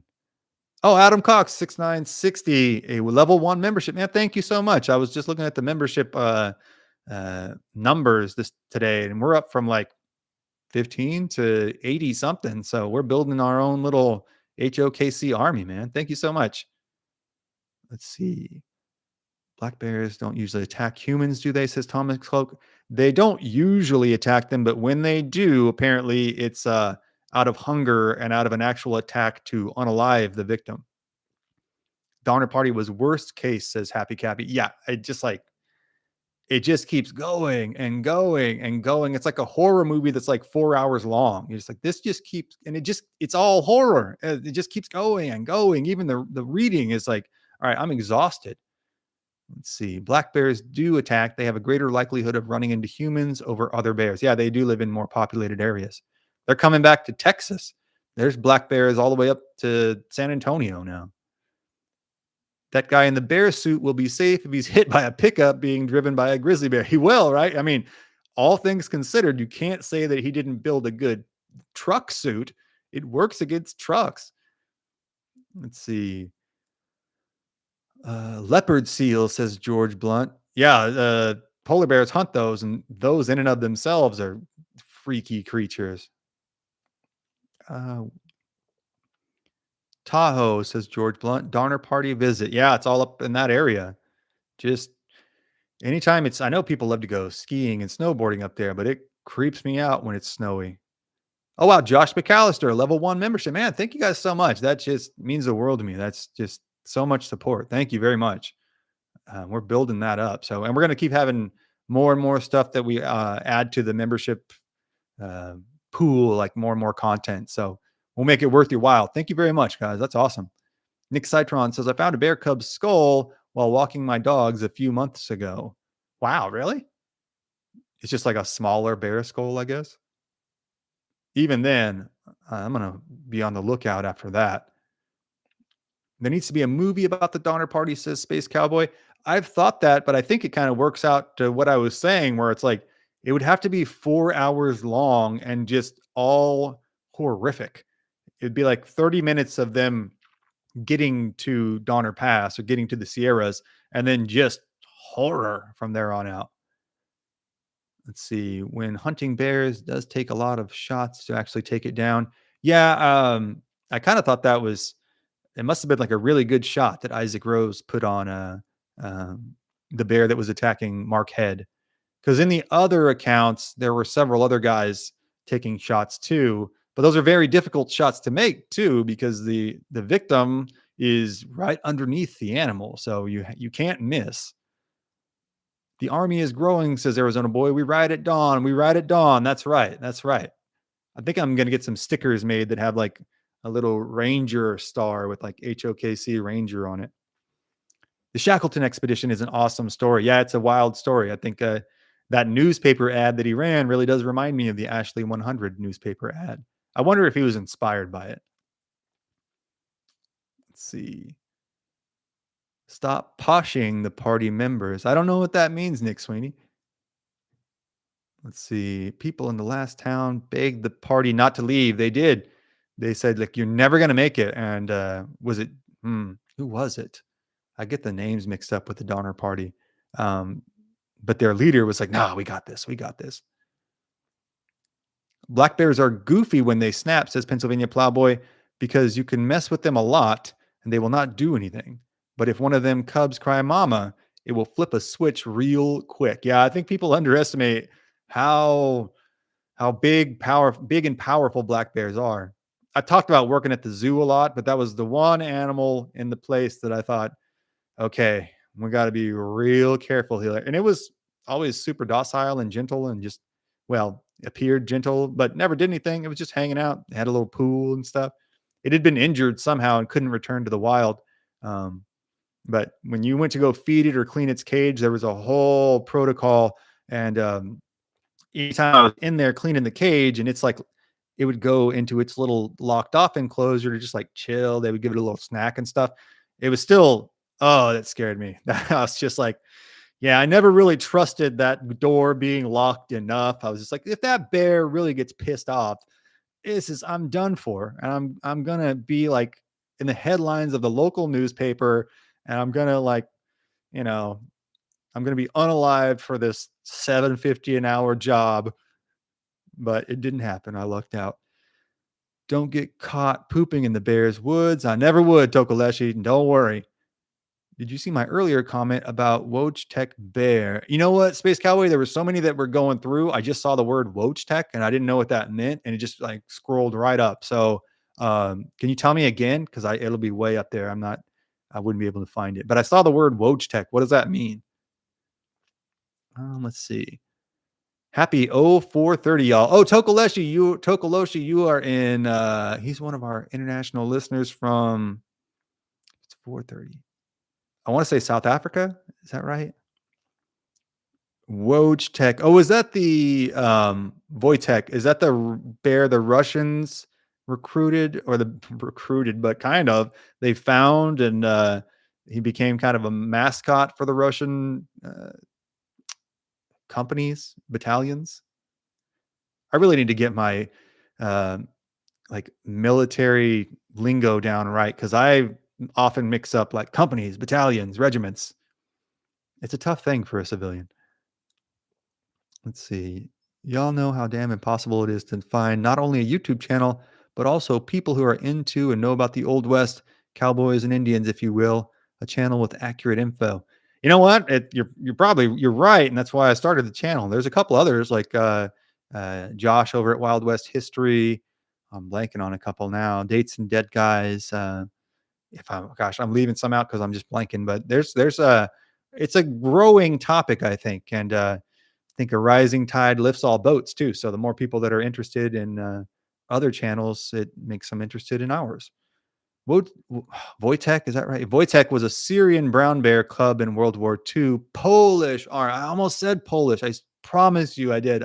Sure, it sounds like, oh yeah, I almost said Polish, but I'm telling you, I'm hand to God, like I was almost going to say Polish. So we got Polish Artillery Company.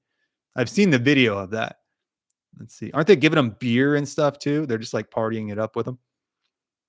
Let's see. Wojtek roughly translate to he who is happy in war in Polish. That's awesome. Um, let's see. Dates and Dead Guys only post every 3 months. Thomas Cloak says he's really good, but yeah, he kind of haven't seen anything from him for a while. But like him and Josh were around well before I was, and they kind of set the groundwork for this channel, really. Unworthy History. Yeah, yeah, man. I did. That's one of the channels I felt bad about. I was blanking on names. Yeah. Again, they're around before I was. Thinking Wojtek describes an adrenaline junkie. Maybe all bears are adrenaline junkies, except for Pooh. Um, History Dose. Yeah, I know History Dose. Okay. I don't know him, but yeah, it's a good channel. Let's see. Sitting Bull was unalive today in 1890. December. Oh, it is December 15th. Oh, was it? I believe you, Dan, but wasn't what day was Wounded Knee? Was it December 15th? Wounded Knee. Yeah, okay, that's what I was thinking. The actual Battle of Wounded Knee was December 29th. Let's see. Did you guys watch Bear? I did not. No, honestly, I would though, because it's kind of a true story, right? There was something in there though where they tried to say that uh, there was a rumor going around that Waylon Jennings had purchased the stuffed bear because Waylon had a significant habit with that. But after he had gotten past it, that he had purchased this bear and put it in his home in Las Vegas. And apparently that never happened. There was a couple of celebrities where they were like, they purchased the bear, and there is no bear. There is no stuffed bear. But it's a good legend, as urban legends go, right?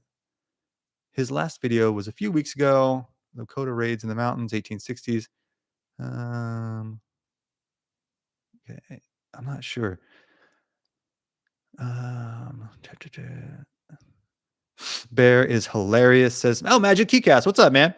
I was telling everybody at the beginning of the episode. After you're done here, if everyone's done watching this show, go check out Magic Keycast. It's a great show. My buddy Jason started, and I did my first ever HOKC interview with him on the impact of Davy Crockett on the building of frontier land in Disneyland, and his impact on American culture. Like the coonskin cap was like the first Air Jordan fad in America. And we talked about that in the Davy Crockett live stream probably a month and a half ago now. But Jason saw that stream and was like, well, come on and talk about it on my show. So the first ever HOKC interview, go check it out on Magic Keycast. And thank you for having me on, Jason. In other words, Mr. HOKC, please stop exclusivizing the party. Power to the people, says Nick Sweeney. It's a little red, Nick Sweeney. You're getting a little pinko on me. I would hire Khabib Nurmagomedov as a guide through bear country, says Dan Robertson. Yes, if you don't know Khabib, he's a all-time great MMA fighter from Dagestan, and there's video of him wrestling with a bear in Dagestan. Let's see. He's one of my favorites too, Dan Robertson. I think the Y Files has an episode about that bear. I used to watch the Y Files. I guess I kind of fell off. Have you ever checked out Threads for the National Tapestry? No, I haven't. I don't think maybe I've heard of that. Wild West Faces. Yeah, that's another one I kind of forgot. Oh, Magic Keycast, thank you again. Yeah, absolutely. Thanks for having me on, man. That was a lot of fun. Nick Sweeney says, history for the people. You're getting a little close to the watch list, Nick Sweeney. I'm going to have to call, I don't know who I call about that. The story out west is really good too.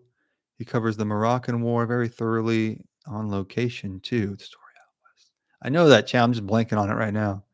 But yes, I've watched it before. It's a good channel. And like most of these have been around. Man, I think they've all been around. I'm kind of a newcomer still. I'm the fresh face in the game. Well, no, I guess that's Arizona Boy. He just started his own channel. The rest of us, right? Arizona Boy. So Arizona Boy is the new kid on the block now. Any Wild West YouTube channel suggestions? This one, Thomas Klug. No. Yeah, all the ones we were talking about. Unworthy History, Wild West Extravaganza, Wild West Faces, Dates and Dead Guys. And man, I honestly feel bad because I'm kind of blanking on some now, but there are several. And like I said, most of them have been around well before me. So I'm trying to think. That's all I can think of right now, but there are many. And I'm sure people in the chat can throw some in too, because they know of some that I don't. The Red Coat History too. That's not Wild West. That's more like Zulu stuff. But man, it's really good. Forgotten History. Echoes of Us is Arizona Boy's channel. If you are here and haven't checked it out yet, I can vouch for it. It's a really good episode. The first one, I think he has a second one up now. Oh, let's see. All right. Anybody else? Any questions about the Mountain Men? We have an episode coming out. Should be out tomorrow on Mountain Man massacres, of which there are an inordinate amount. and inordinate numbers of massacres. Like, you know what I mean? It's a lot of massacres for one job. A lot of massacres. Just thought of this. Wonder if anyone has ever told the story like you with profound understanding of biblical battles, events. A storyteller of your caliber could be revolutionary in that niche. I feel like there's the Bible Explained, which is a really good channel. They kind of started, man, they probably started a decade ago, but they are like animated. They explain every book of the Bible in really simple terms. It's a really good channel. Let's see. American Old West Tales. I made it back from the store. What's up, Clock Cutter? And I didn't get assaulted. No bears either, luckily. I thought you meant no beers. And I was like, that's a bummer. Y'all are the professionals in my eyes. I can't thank you enough for the advice you and Josh over at Wild West Extravaganza have given me. Yeah, man, happy to do it. It's tough to start a channel, but like once you get it rolling, I think you'll be very successful. Anyway, I'm gonna go now. Says Thomas Cloak. Man, I hope you get some sleep, dog. And we'll see you back here. That we'll have the coffee chat tomorrow, so it'll be like 3 o'clock your time. No, wait, it'll be 5 o'clock your time, Thomas Cloak, and for everybody else, it'll be noon Eastern time, 9 a.m. Pacific for the coffee chat. I just had an appointment today, so I thought of some good background music, good background noise for your sleepy episodes, Native American flute music. Yeah, I'll write that down. I've been kind of tossing around whether it should be, and you know what, we'll have a couple, so I'll try different background noises on different ones. So I'm gonna put that down here. Flute music. Because I use those a lot now too. I use videos to fall asleep too. It's a popular niche. And I just thought like, well, we can put that together for you guys. You have a lot of people. I see the comments as like one long list on the YouTube app. And when I'm looking at the list of comments, and it'll show me from all of the videos, and it's just a list of comments. I see sleep requests like every 20th, every 10th comment. So that's like 5 to 10% of them. So I thought, let's do that. Let's do that. It'll be an extra holiday treat. Let's see. Have you considered an episode on Jeremiah Johnson and his war with the crow? Totally, totally. I just haven't gotten around to it, but yes, absolutely. We're gonna have to do that. I'm gonna write it down right now, so I can start prying back into it. That's a mandatory one. Oh, dude, Space Cowboy. Yes, I agree. I just found that channel relatively recently, but I'll vouch for that channel. Dead Warrior Society. He's got some really cool stuff. I don't know because I haven't looked into his background, but I believe he's a veteran and the dude knows his stuff. It's a cool show. Dead Warrior Society. I have a 3-part series in the works right now. Part 1 drops Thursday for anyone interested. Wow, man, you're getting after it. That's the way to do it. Echoes of Us. You guys go check it out. And is that your voice, Arizona Boy? Are you doing the voiceover yourself? Let's see. Subscribe, says Josh McAllister. Yeah, everybody go subscribe. It is such a big help to have anybody subscribe when you're just starting. So any views, any subscribers, go help our boy out. Let's see. Good night, fellas, says Louisiana Gray. Hope y'all sleep well. You too, Louisiana Gray. Don't let those visions of polar bear attacks haunt your dreams too badly.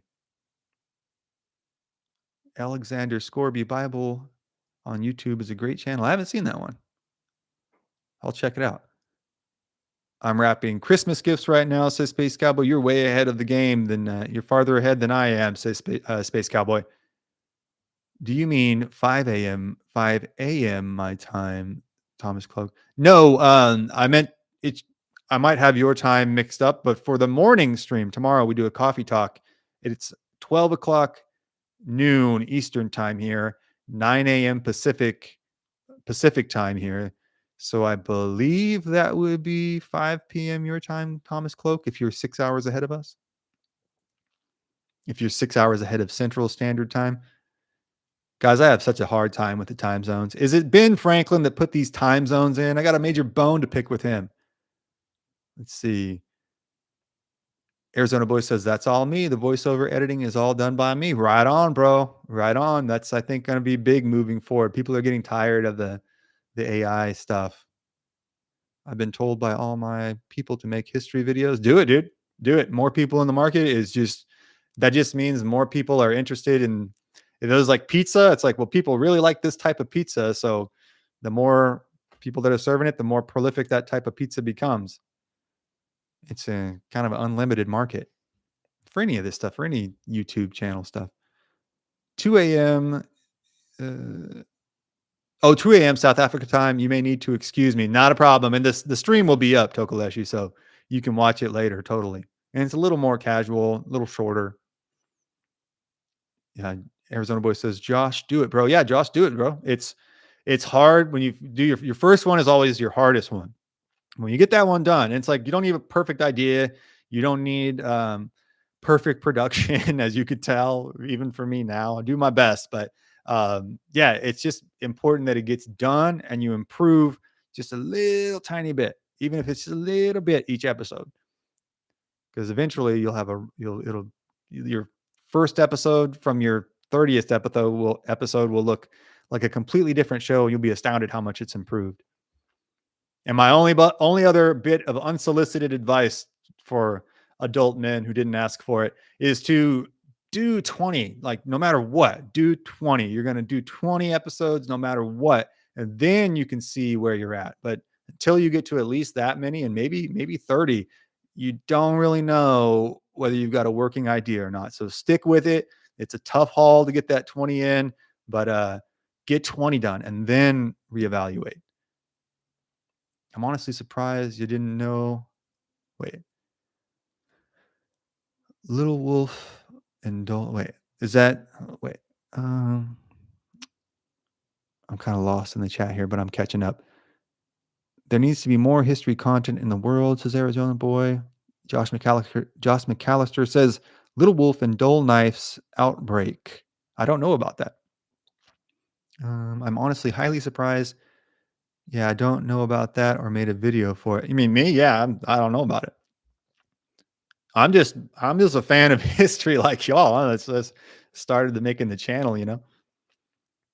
So yeah, there's lots of stuff I don't know about. I like HOKC style history, says Nick Sweeney. I only don't like how he favors the party membership. Running capitalist dog. That's a harsh critique, Nick Sweeney. That's a harsh critique. Don't spill your drink on your Mao shirt, Nick Sweeney. Let's see.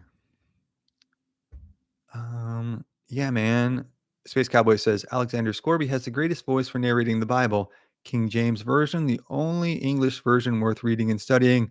And I'll fight on that hill. But you don't have to fight here. You don't have to fight here, Space Cowboy. HOKC is the best Western. Excuse me. The best.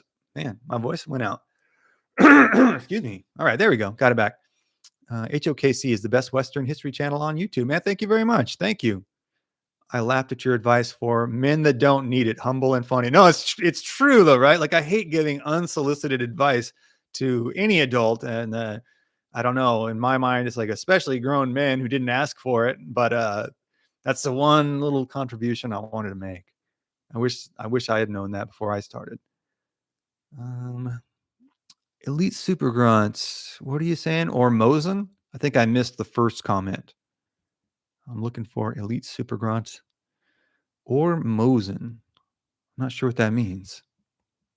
It's a product of my own ignorance there. Let's see here. Josh McAllister says, I'm technologically illiterate. Don't worry about it, bro. I am too. And it's not as hard as you think. You just got to find the right pictures. And it's mostly writing. You don't need as many pictures as you think you do. And most of it's just making a compelling script. If someone makes an exhaustive concordance for any of the other English Bibles out there, then I'll consider that version. Other than, I thought you were going to die on the KJV hill, Space Cowboy. Confucius says, Nick Sweeney says, Confucius says no advice. Excuse me, sorry. Nick Sweeney says, Confucius say no vice worse than advice. I mean, I kind of feel that way. Like I hate just throwing my advice out there because at the end of the day, I'm just a dude like everybody else. Is Nick Sweeney even real or a bot program to sow hate and discontent? He's a combination of those two. He's a combination of those two. No, he's real. He's the realest dude we know. HOKC for grown men who didn't ask for it. It's kind of true. Let's see. You totally remind me of my JC professor, bro. Junior college professor. Let's see. Eric Bogerman. What's up, man? I don't think we've seen you before. Good to see you, dude. This is my first History at the OK channel, History at the OK Corral live chat, but been watching the channel for years. I was going to say, I've seen your name before, so thank you very much. I appreciate the honesty and historical facts and your style of storytelling. Thank you very much, man. Thank you. I'm uh, here to we're having a talk and I'm learning quite a bit as well. But I like to find these stories that don't fit into the episodes, but are really cool. And it's fun to share them with other people who are really interested. Oklahoma to Montana, October, March, hundreds of miles of raiding, no raiding settlers and only fighting when attacked. They split the group in Nebraska. Thousands of troops and civilians went after them. I think we're talking about Dull Knife and I know the name, but I'm blanking on it now. Little Wolf and Dull Knife on their raid. That's incredible. I know nothing about that. That's really cool. So a great episode topic, man. And I would say, like, just because somebody's done an episode on it doesn't mean you can't do your own version. It's only so many stories to go around and different. It's like music, like everybody has their different cover versions of different songs. Let's see. Congratulations, Big Hoss. Who are we talking to here? Big Hoss, you made Nick Sweeney's list. That's a bad place to be, Big Hoss. That's a bad place to be. Let's see. Those Time Life books came out in 1973 or so. Wondering what you think of them. I'm collecting them. They're really nicely printed and produced. The Time Life books. Are those like the brown leather bound ones? If that's what you're talking about, I'm a big fan. Let me know because I've got I don't know, man, probably like 6 or 7 right here. And I left several at home back in my family's place in California. So in total, we might have all of them. Nick Citron says, your passion for the subject matter is apparent through the quality of your work. Thank you.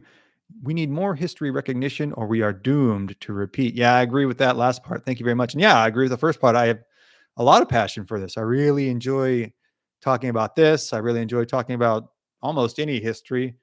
And, just like any good history fan, I like talking conspiracies as well. I don't know any good history fan that's actually fun to be around that doesn't love conspiracies. How long you been running on YouTube, pal? Charles M. Are you talking to me? This will be really 3 years. I did one episode at the very, very end of 2021 to just test it out, but I didn't really start till June, I think, of 2022. America is going to be okay, says Space Cowboy. I like the optimism, man. I like the optimism.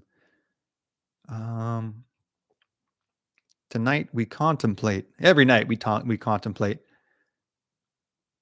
Oh, Nick Sweeney says, Mr. Haas, you are on the very greatest list. Oh, you don't want that, Mr. Haas. Nick Sweeney has a list that he keeps right under his giant Stalin poster. Happy Cappy says, we were poor. All we had was Encyclopedia Britannica. That was my Google. Yeah, I grew up in that age too, though, where at my school and everything, there wasn't internet yet. So you would go to the library and get the encyclopedia. Let's see. We got some back and forth between Big Hoss and Nick Sweeney. I like it. Mix it up, fellas. Mix it up. May the best man win. Hands up. Protect yourself at all times. Have you guys seen the Floyd Mayweather versus, man, who did he fight? Cotto? I forget what fight this was. I don't think that's right. But they said there was a foul and Mayweather had been fouled and they brought him back together and they were like, okay, they shook hands. They're like, my bad about that. Okay. And then they said, okay, fight again. And the guy still had his hands down because he was like, okay, we're just like shaking hands. We'll get set again in a minute. And Mayweather just goes, bam, and knocks him out. And it's like, well, you're supposed to keep your hands up at all times, dog. Brandon, I came across your channel 2 years ago when I was working in a factory. Oh, awesome, Arizona boy. The stories you tell give me goosebumps sometimes. Awesome, dude. I mean, I think you'll be giving people your own goosebumps here.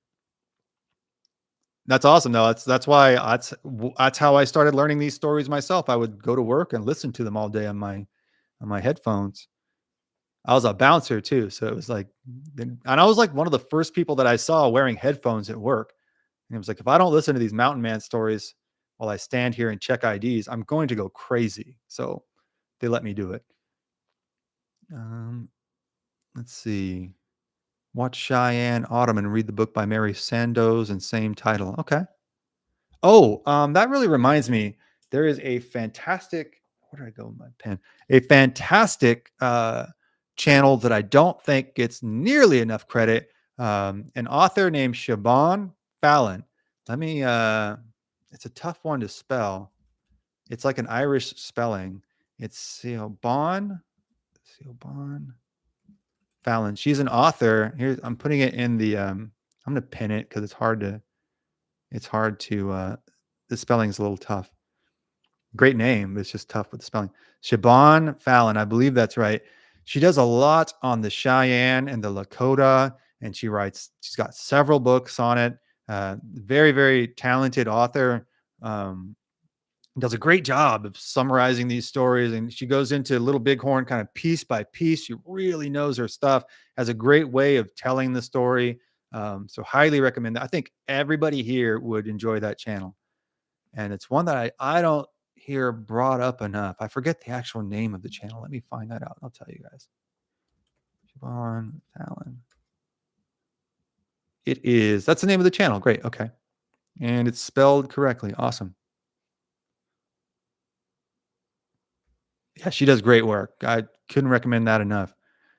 I used to love me some Saggers and National Geographic. I didn't know what that meant, Charles. I got you. Yeah, that was the only resource, and for a long time, till when I was in high school, they finally got internet. I binge listen to HOK stories when I'm closing my restaurant that I work at. Oh, you work at a restaurant and closing? Yeah, man, closing, done that.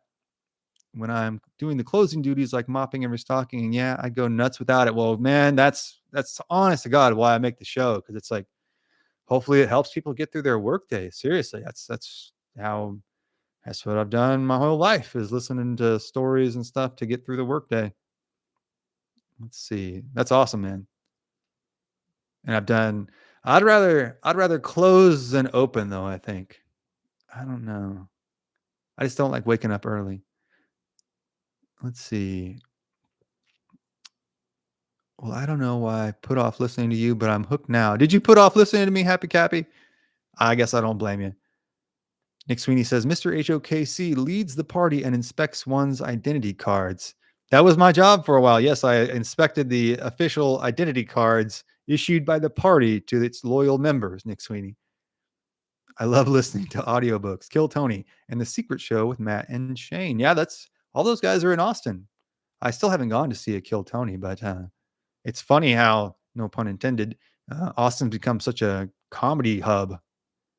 Brandon, how many bar fights did you have to break up? Man, it was downtown Austin, so not many. There's one guy that, I don't know, some like frat boy, and he was like grabbing girls and stuff. And I kicked him out, and then he took a swing on me, and I roughed that fool up. He didn't swing on nobody no more.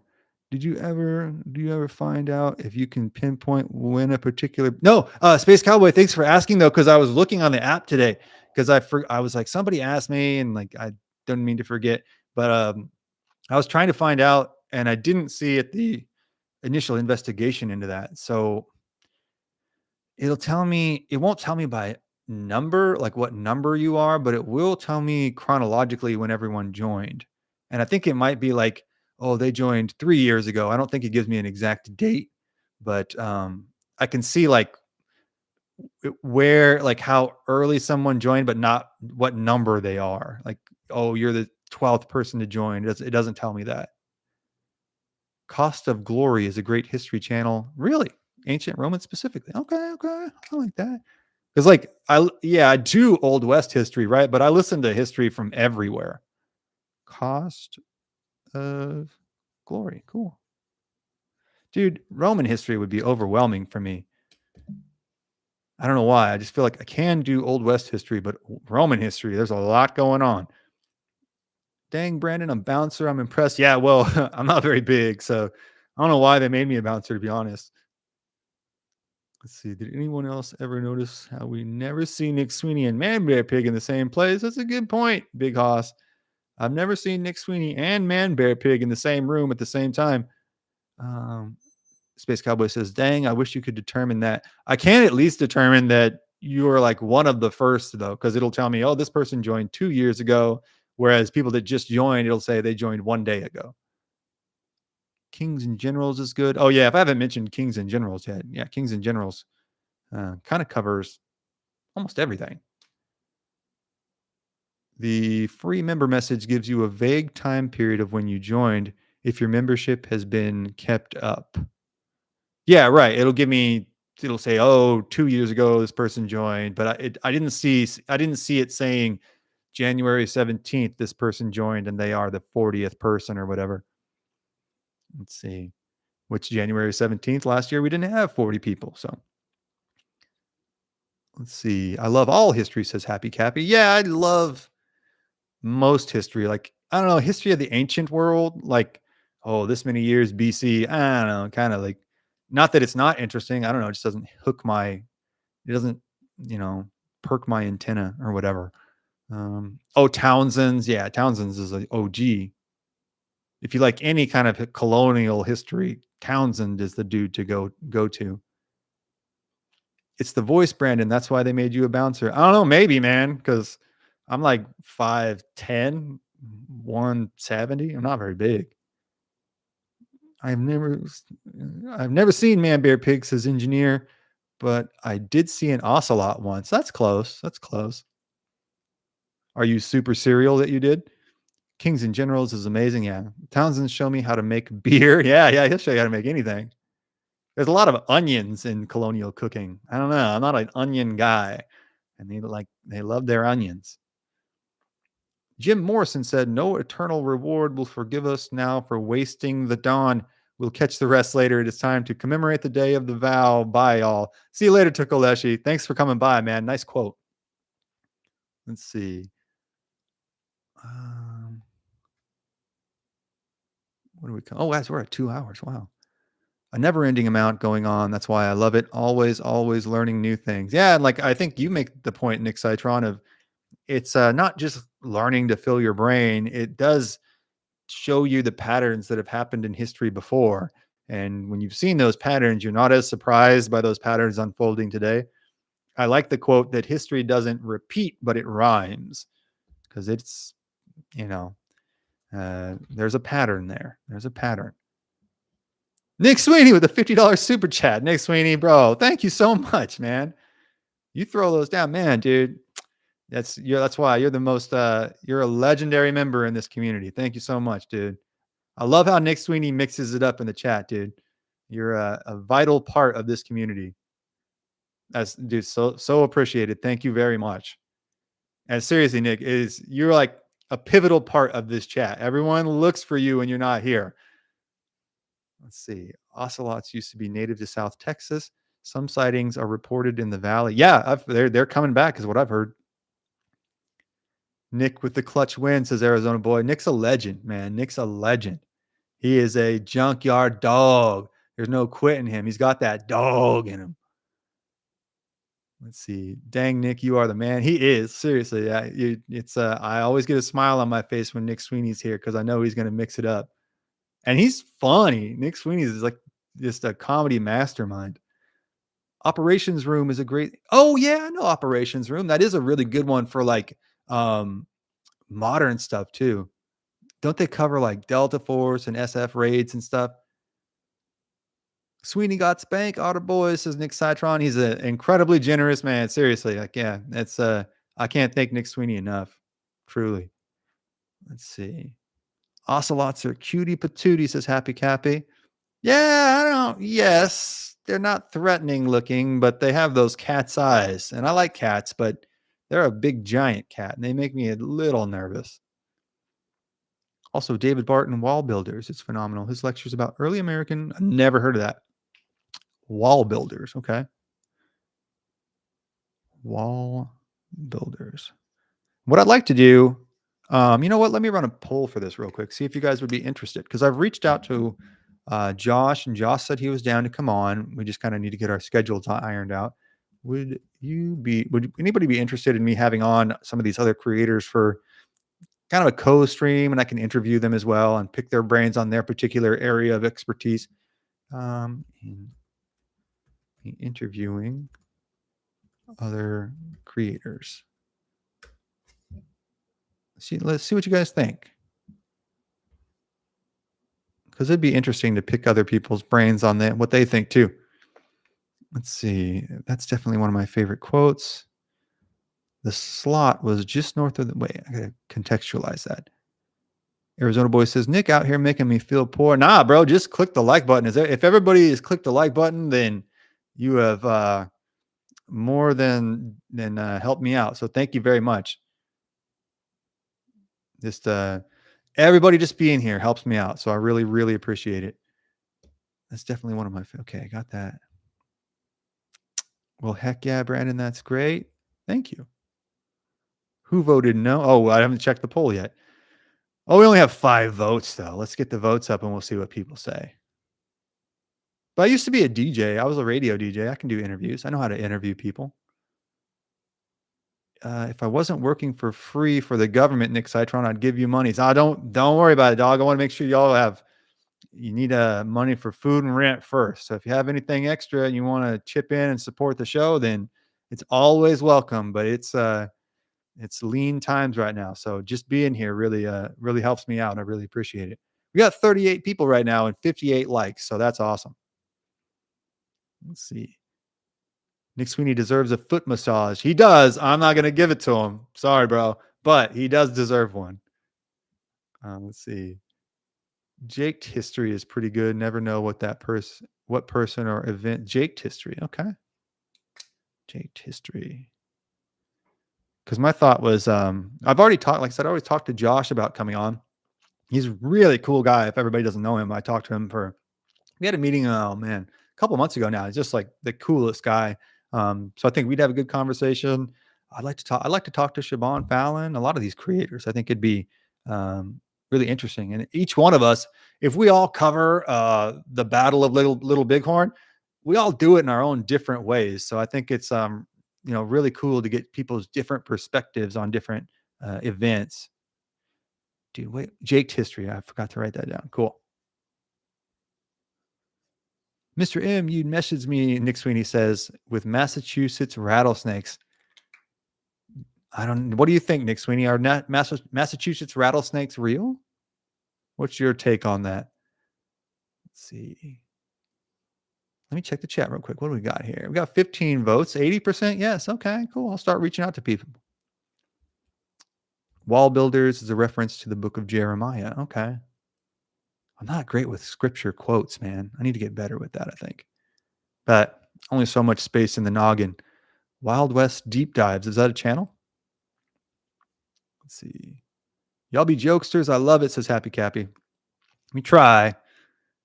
Let's see. There's supposed to be less than 100 ocelots in South Texas. Wow, really? I mean, everything's kind of coming back to Texas, not just the Californians. There's mountain lions and bears and ocelots. What am I forgetting? Chupacabra, probably. You type PBS into the search bar, and any state behind it, there's channels for them. Very interesting content on those, like public broadcasting system. Excuse me. Jaguars. Yeah, Jaguars are coming back. Because Jaguars were all over Texas back in the day, at least central, eastern, south Texas.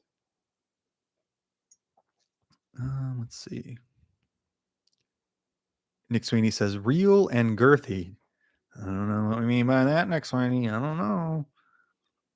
Let's see. Josh is funny. He says, yeah, Josh from Wild West. He's like legitimately funny.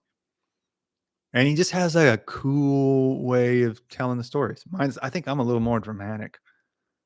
I got a little of that drama to me. We loves you right back, says Cappy Pie. It's the next week. Yeah, absolutely. I was watching him earlier and he had me cracking up. Yeah, it's like that was an inspiration for me to start, man. They were around, I think, a couple of years before I was. They meaning like Unworthy History, Wild West Extravaganza.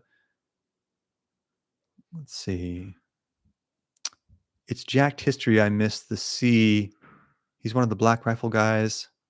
Oh, Jacked History? He's one of the Black Rifle guys. Okay. Oh, Jacked. That's not. It's not Jaked History. It's Jacked History. Okay, I got you. I got you. Correction made, bro. Oh, y'all, sweet like candy, says Happy Cappy. It depends on the day. Eastern Diamondback, says Nick Citron. I believe that's they're still up in the East, right? Let's see.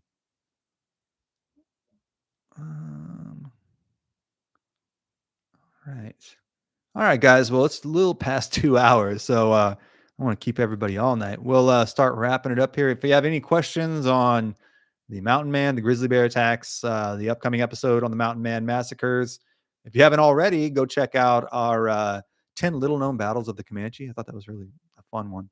Well, as fun as that can be. PSA here, I bought a pair of rechargeable hand warmers, says Space Cowboy. They are awesome. If you live somewhere cold, I highly recommend getting them yourself. Some rechargeable hand warmers, says Space Cowboy. I could use those. Texas is colder than you think. Josh McAllister says, I swore Josh was Danny McBride. Okay, I could see that. I could see that. I thought he was, I couldn't, I thought he was like 10 different guys. I couldn't place his voice. Very familiar, but not familiar. Nick Sweeney says, I keep my feet up a lot higher than most, as you should. Propped way up on your throne, Nick Sweeney. I ain't paying you to go to sleep. Okay. If you want to keep going, we can keep going. Let's see. I watched it earlier. It was a good one. The Cornel Vader story was my favorite. Oh yeah, man. I liked doing that one.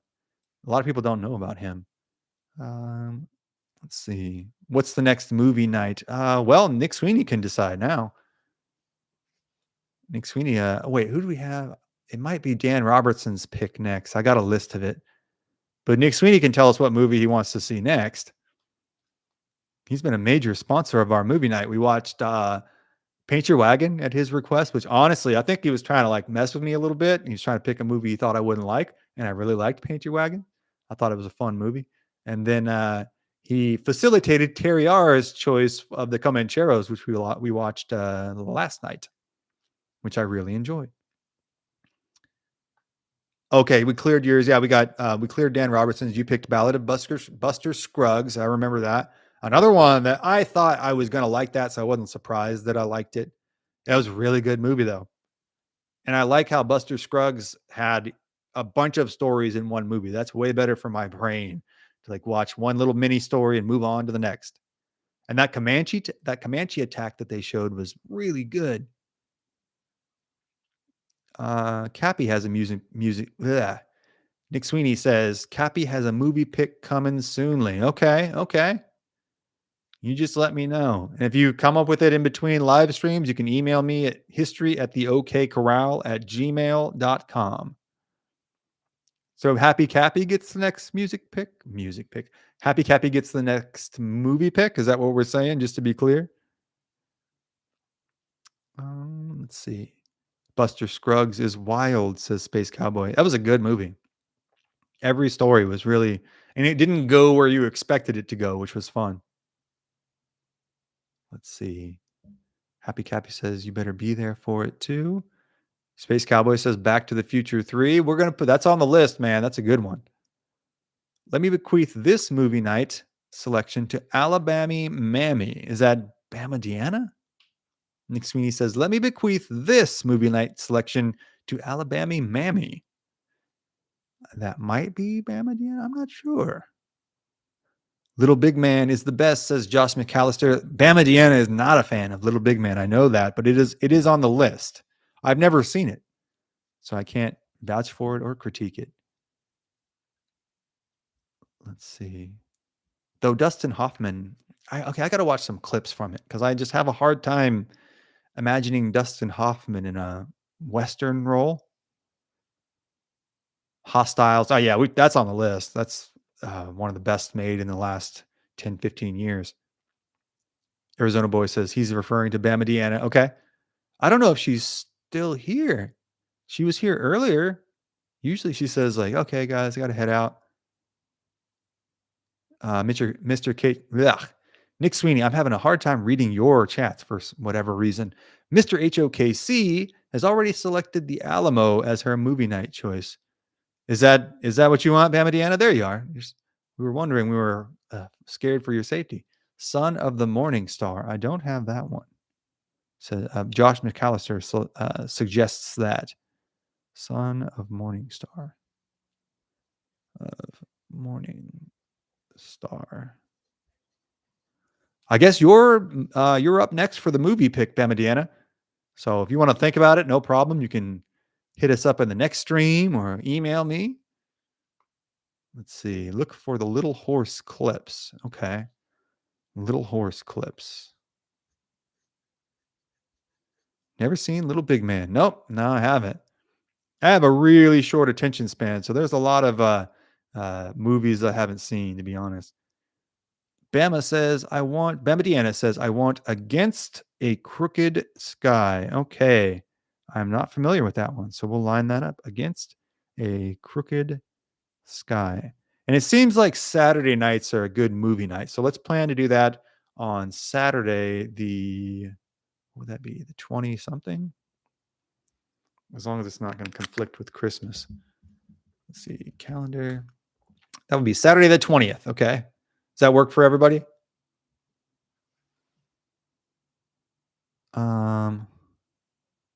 No, sorry. Cappy has selected. Wait. Okay. So who are you bequeathing the choice to, Nick Sweeney? Just so I know. Bone Tomahawk was nuts. Yeah, I haven't seen all of it, but I've watched portions of it. It was cool.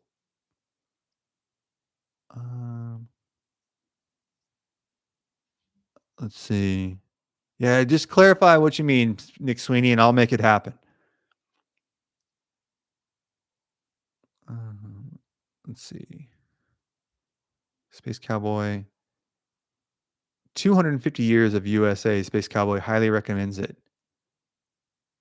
He recommends everybody subscribe and share that channel. Okay. I'll go check it out after this. I have not seen that channel.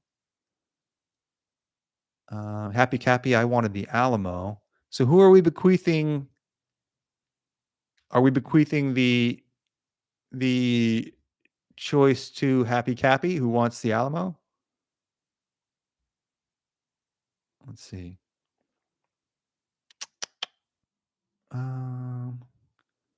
It sounds like Against a Crooked Sky is a rather contentious pick. Okay. So next up is Happy Cappy with Alamo, and then we'll go to Against a Crooked Sky. That's Nick Sweeney's word. Sorry, guys. He threw the cheddar down, so he's making the choice. Okay, I got it. So Alamo. Oh, you know what? I forgot. We did that last night. Yeah. I'm sorry. I have that on the list. I move really fast between live streams. Okay, so we got the Alamo, and we did that. We squared that away yesterday. I'm so sorry. It's just moving at light speed. So, okay, we got that, and then Bama, we will do Against a Crooked Sky. We can actually probably do that Saturday and Sunday if you guys are down, because Saturday and Sunday seem to be pretty lively nights here. So I'd be down to do 2 before Christmas, if that's cool with everybody. Put a 1 in the chat if you want to do Saturday, Sunday movie nights, double movie weekend. Yeah, I got you, Nick Sweeney. Thanks for clearing that up. Got it. And if it's cool with everybody, we'll do Saturday, Sunday movie night. Oh my God, this is the first time I've caught a live. Addison Martin, well, glad you made it. Come on in. We've been having a lot of fun doing these. Happy Cappy. Okay, seems like everybody's down for a double movie weekend. Cool. I am too. Very cool.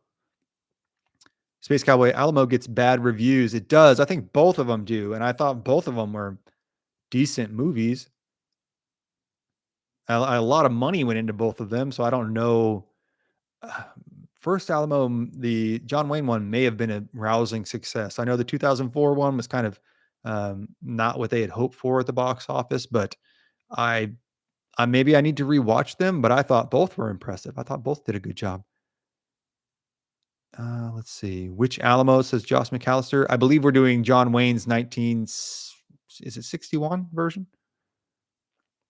We should do a double feature on Sundays. The only reason that would be hard, Space Cowboy, is because I get a little nervous about the internet connection to make sure everything flows smoothly. So, like technically, and that's a long time too. That'd be like a 6-hour stream somewhere around there. Though I'm still down to do like a 8-hour stream, like I don't know, maybe Christmas Eve or something. Just do like a long one where people can come hang out whenever they want to get away from the hustle and bustle. I thought I was early, says X Dishes. Oh, you know what? We started our last one late at like 10 p.m. my time, so 11 p.m. Eastern. Usually I try to start them at 8 p.m. Eastern. Um, but it seemed we took a vote a little while ago. That seemed like the best time for everybody to start. But sometimes I got to start them late. Um, I rewatched it not that long ago and had to turn. Oh, you talking about Crooked Sky was so bad you turned it off? Well, we'll see. We'll see on Sunday. It's one of those movies that can live in my memories, but not on the screen. Well, it's gonna be revived on Sunday, Arizona boy. See, Alamo with Billy Bob Thornton is most accurate and impressive. I thought it was good, man. I thought it was good. Plowboy says one for the double movie weekend. Let's see. They both built exact replicas of the Alamo for the film. Yeah, and I thought the 2004 one, the one from the 60s, I thought did a really good job of telling this kind of I don't want to say mythological, but it fulfilled the fulfilled the mythological side of the story. Where the 2004 one I thought really conveyed the gravity of the story. Bama Deanna says I might change my mind on the movie pick. Not a problem at all. You can just email me, or if you want to let us know in the live chat. Up until Sunday, you can change your mind. Has anybody been watching the live streaming Mystery Science Theater 3000 channel? Yeah. It's where I go after this stream. It's like my after party. That's a show, right? That's just a little before my time, Mystery Science Theater. I'll watch that. Mystery. I watched a lot of like uh YouTube videos of old radio shows from like the 30s, 40s, 50s.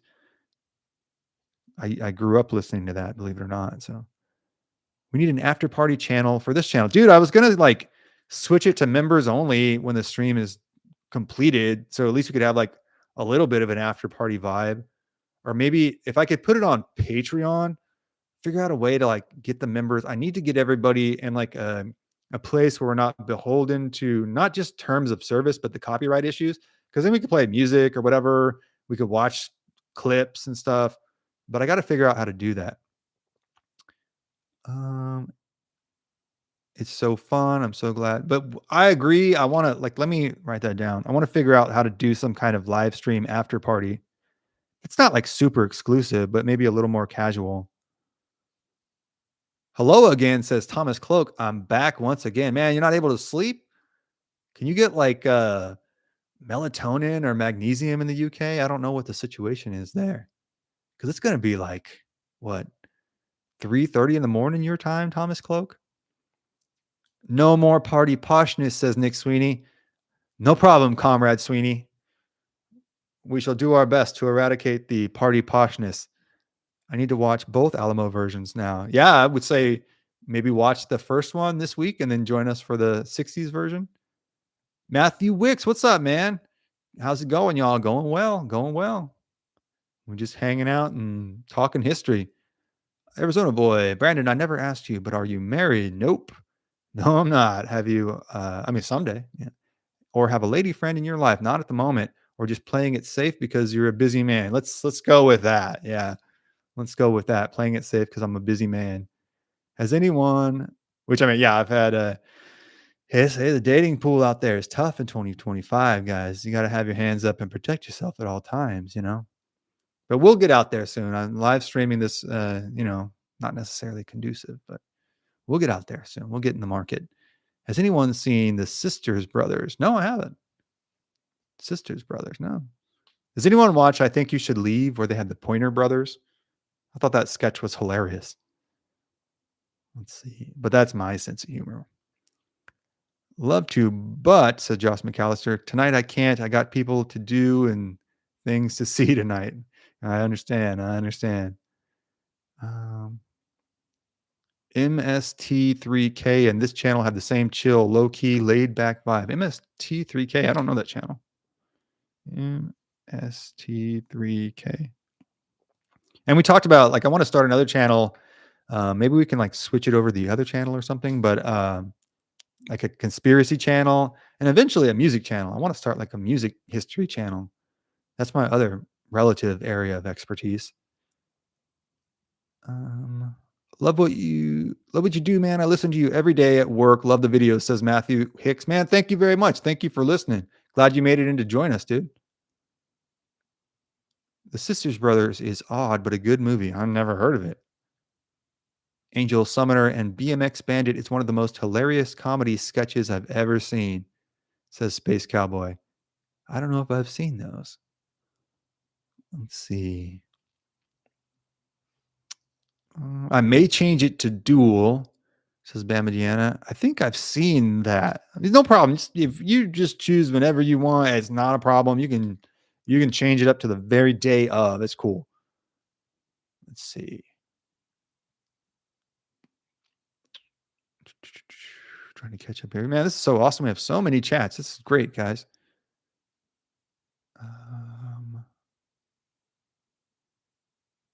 Okay, I think John Wayne spent his own money to produce the Alamo. Yeah.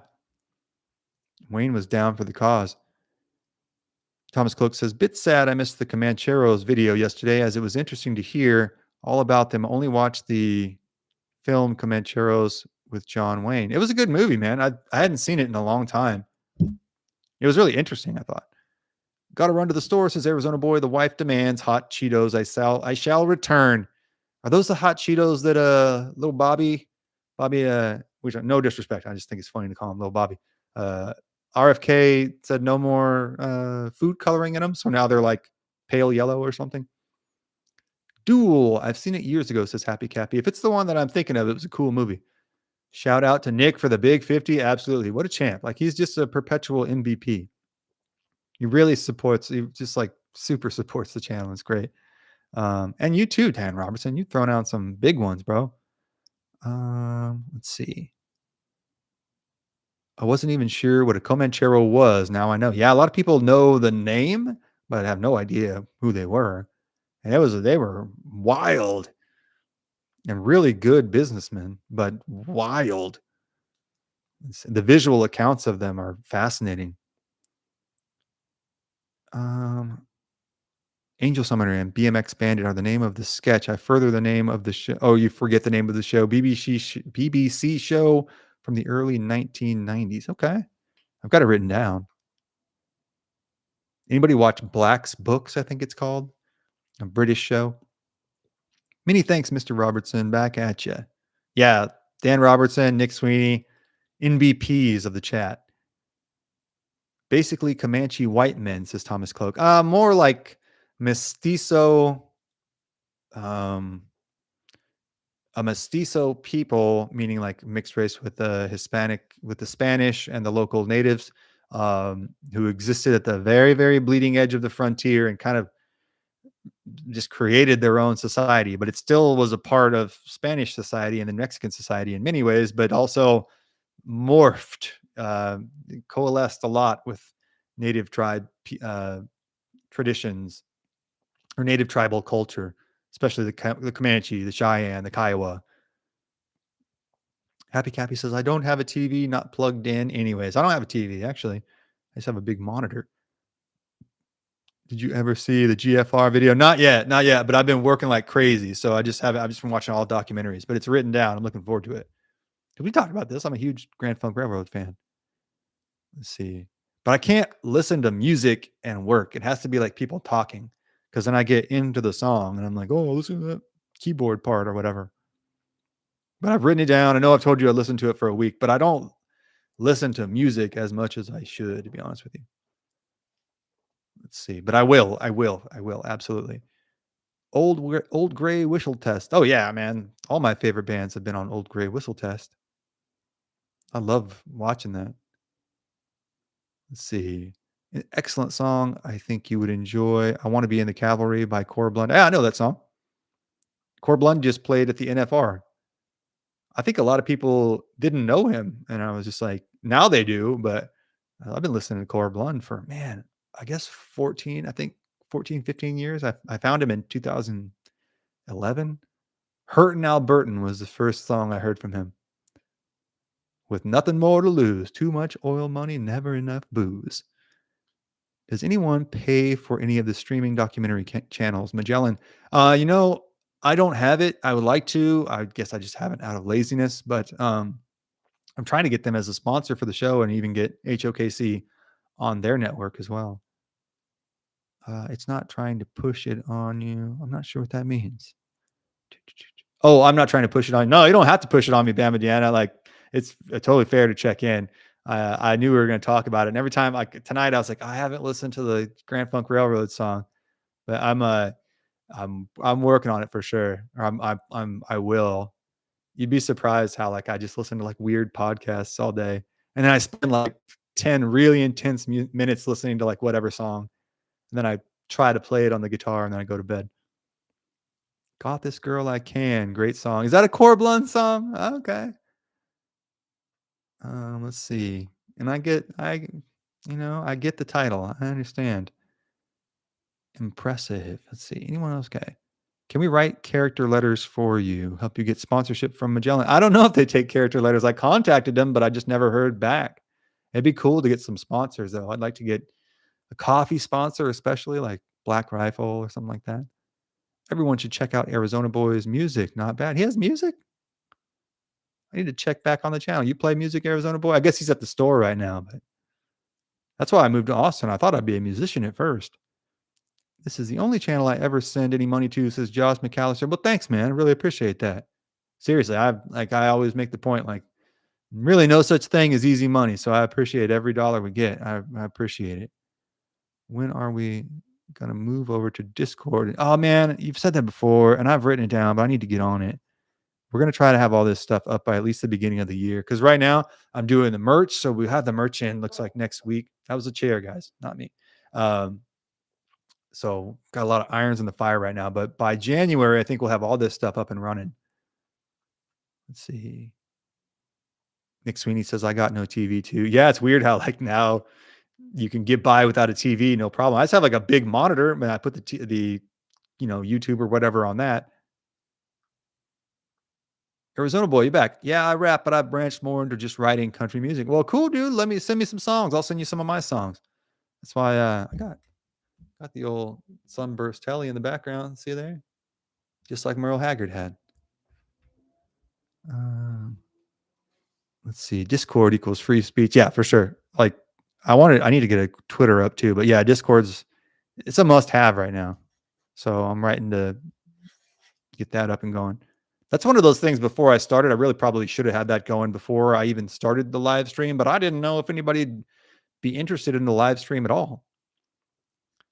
Coffee, you private label. Dude, okay, engineer said basically you're saying like make your own coffee, private label it and sell direct. I've thought about that. So if people would be interested in that, I'm like a level 6 or 7 coffee snob. I used to be a barista at Starbucks somehow. For like 3 months, I worked at a Starbucks in San Diego, and I was the worst employee Starbucks ever had. I tried, but I'm just too much of a hillbilly. Because I wouldn't drink any of the drinks, and I'm not a Starbucks person, as you can probably tell, right? I'd just be like, "Hey, what can I get you?" And they'd be like, "I would like a venti frappuccino," and I'd just be like, I have a little disdain in my heart for everyone putting sugar in their coffee, which is fine, but it hurt my heart to do, and I just sucked at it. It's not my thing, but I love coffee. I would come up with a logo or something. Yeah, we have the logo for the channel, but we could do different like logos and different themes for different blends or different roasts.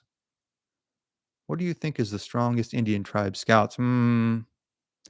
I would say the Seminole Scouts, just off the top of my head. Though the Crow are fantastic, Tonkawa. There's no such thing as like a scout who's not going to be just a bad MFer. But the most Medal of Honors, I believe, are held by the Seminole Scouts. Let's see. Um, I'm an artist says, "Oh, you're an artist. Oh, I'm sorry. Okay, okay. James, I didn't see this." James says, "I'm an artist. I could come up with a logo or something." Totally, man. Like, let me know what you see. See if you can come up with something and email it to me if you have time. If you have any ideas. Um, let's see here. Wait. You should send them a thinly veiled, ambiguously threatening email to Magellan. I think he's saying, include the phrase, I believe it would be in your best interest to sponsor my channel. Something like that. Might be a good point. Yeah, we'll have Nick Sweeney draft us a threatening letter, a veiled threatening letter. Bamidiana says, my son has a Fender Stratocaster. Yeah, the Strat was the first guitar. I had a Yamaha. Still have it. Yamaha makes great guitars. It's a fantastic guitar. I got when I was like 18 or something.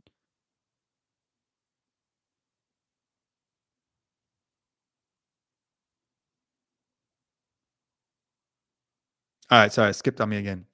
We should be back though. We should be good. At the moment, I've done one of the three things. I paint native and old west anything, horses in the female form, naked chicks. Yeah, I mean, like if you have any, even if it's just like a rough sketch or just tell me what your idea is, email me history at the okcorral at gmail.com. Happy Cappy says, my son plays guitar. Awesome. And I think I didn't know, I think I got cut off before telling Bama Deanna the Strat was my first guitar. Yeah, we need more kids playing guitar, more people playing guitar. It's tough. It's a high bar of entry. You got to learn the chords and stuff first. But maybe we'll do a music episode and we'll play some songs. Let's see. You want to Nick Sweeney stirring it up again. Cap and stem. You want to just look at me, looking at you. I like it, Nick Sweeney. We're always mixing it up. Nick Sweeney is never on the defensive. He's always on the offensive. He's always pressing forward. It's the Nick Sweeney machine. It can't be stopped. The Nick Sweeney mobile. I'm trying to teach myself harmonica and piano, Space Cowboy. I play serviceable, not even serviceable piano, but I'm pretty good at harmonica. You just got to draw, you suck in on the fourth hole, and you're good from there. Just keep going back to that if you get lost. Guitar is easy. All you do is put your fingers where they belong, and music comes out in a little while. Yes, not wrong. I don't know if it's easy. I got so frustrated when I started playing. I didn't play for a while because I just thought like this is impossible. Another song I think you would enjoy is Ashikon Farewell. I play that with my dad. I thought it was an old Civil War song. Apparently, it's like relatively recent. My great uncle, my great uncle Andy taught that to me when I first started learning guitar. Boom, boom, boom, boom, boom, boom, boom, boom, boom, boom. It's the first song I played with my dad, really. Let's see. The Sweeney Machine. Yes, absolutely. The Sweeney Machine. Josh McAllister, I drum. Well, that's the one to do. That's the instrument to pick up. Drums or bass. You will always have a band who wants you. You will be the most wanted man in town. We can find a singer. We can find a guitar player anywhere, anytime. I can go to any bar here. But drums and bass are tough to find. Let's see. Well, I am a people watcher, says Happy Cappy. Be careful with that. You know what I mean? You don't want to get in trouble with that. I'm just kidding. Just kidding, by the way. Dan Robertson says it's my favorite song. Yeah, it's a beautiful song. Beautiful song. And pretty simple. There's not a lot of chords to it, 2 or 3 chords to it. Let's see. Kate McCannon on guitar. I don't know. You mean Kate McKinnon, like SNL? I'd love to have a violin, says Space Cowboy. I feel like I'd be a natural at it for some reason. If not, it would be very gratifying to play it. I've never played violin. It looks challenging. Let's see. Coulter Wall saying Kate McCannon. Oh, okay. I knew that name from somewhere. What song do you love, says Space Cowboy? Man, I don't know, man. Greatest country song ever written is "I'm So Lonesome I Could Cry." Okay, I'm back from the store. Arizona says, I brought you guys with me. Right on, man. Right on. You get the hot Cheetos secured. Let's see. Um,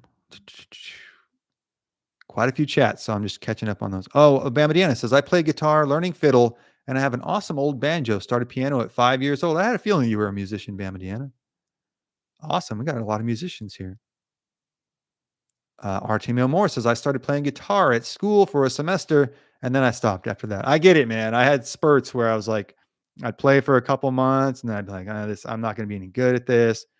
But you just keep doing it every time. And you don't even have to be that good. And you can get girls' attentions at parties and stuff, right? Like just learn, like, I don't know, Wonderwall or something. It's funny now. And learn, I don't know, learn some song with two chords, you know?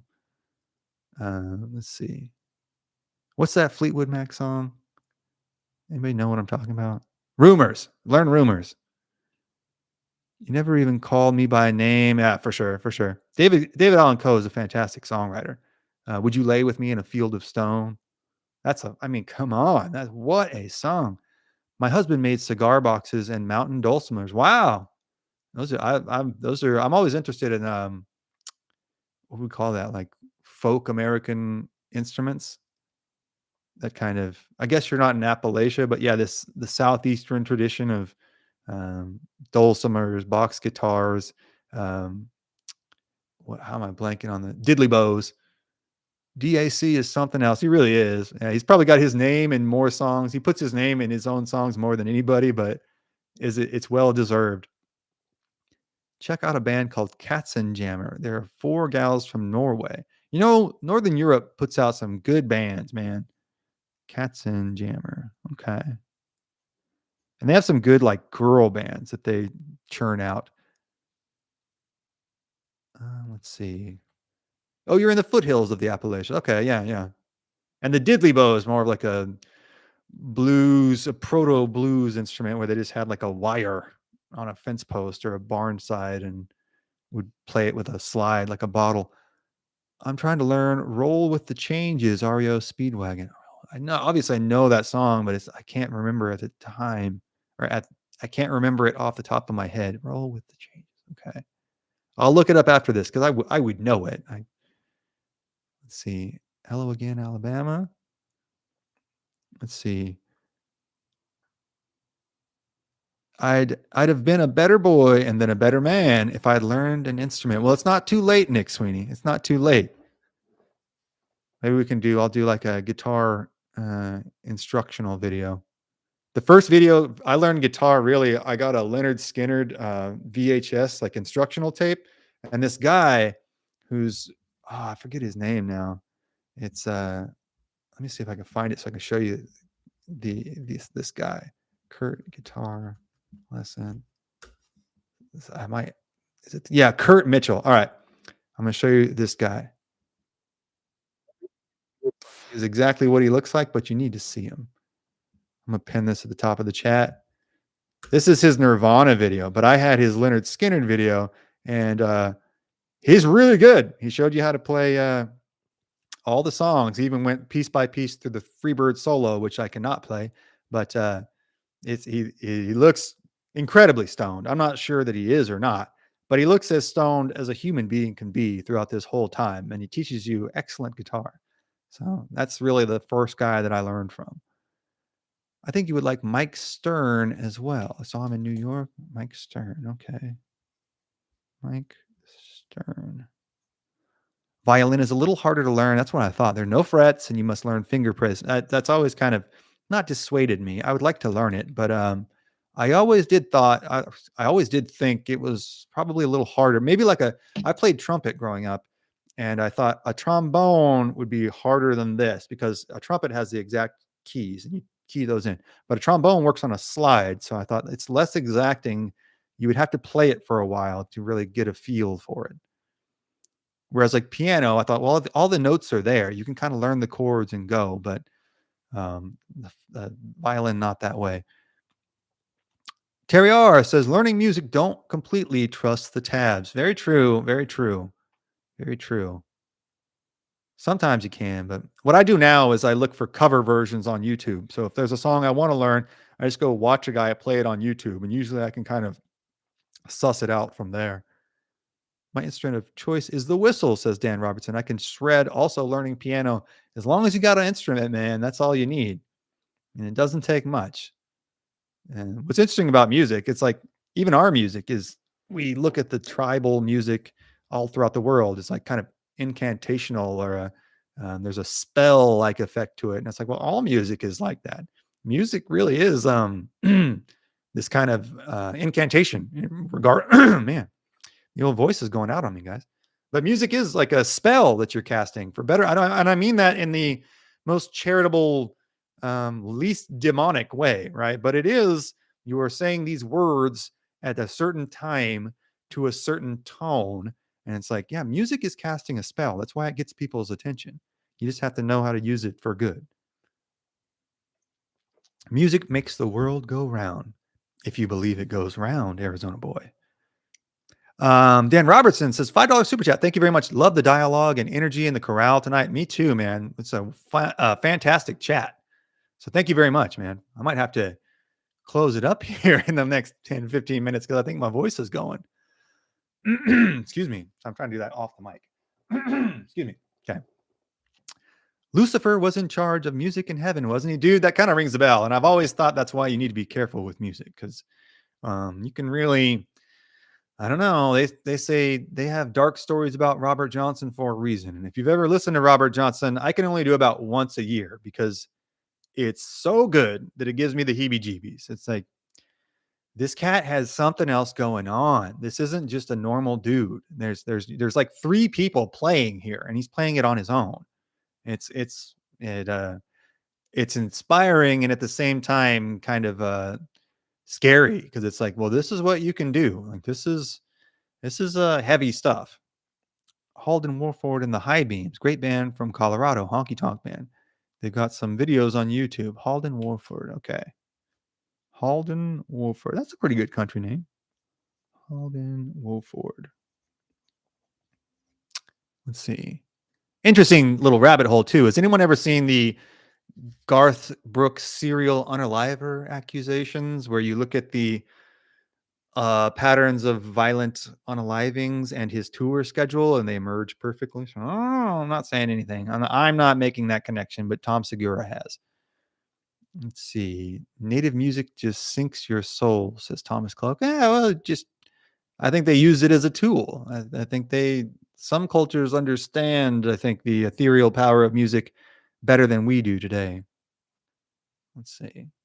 And I'm not saying it's not just entertainment as well. You can just listen to a song, but I think especially if you play music, you need to understand kind of what you're doing because it's a real thing, you know. Music is just here to help people relax and enjoy life. Yeah, for sure, for sure. But you can see it. You'll see. I mean, look at metal concerts. Look at mosh pits. Look at you know, anything that gets people dancing. It's just an interesting thing to take note of. Fat Friends by Hank Jr. I don't know that one. I get my news from Joe Rogan, says Arizona boy. Well, I mean, there are worse sources, bro. Yes, I've seen that movie. I'm not sure. Space Cowboy says, I gotta go, gotta walk my dogs. I hate leaving early. No problem, man. We're gonna close up here in the next 5-10 minutes. My voice is going anyways. So no fear of missing out. We'll just come on back for the coffee stream tomorrow. We'll look forward to seeing you, Space Cowboy. Always good to see you too. Thanks for coming tonight. Thomas Cloak says, the flute, man, the greatest instrument ever.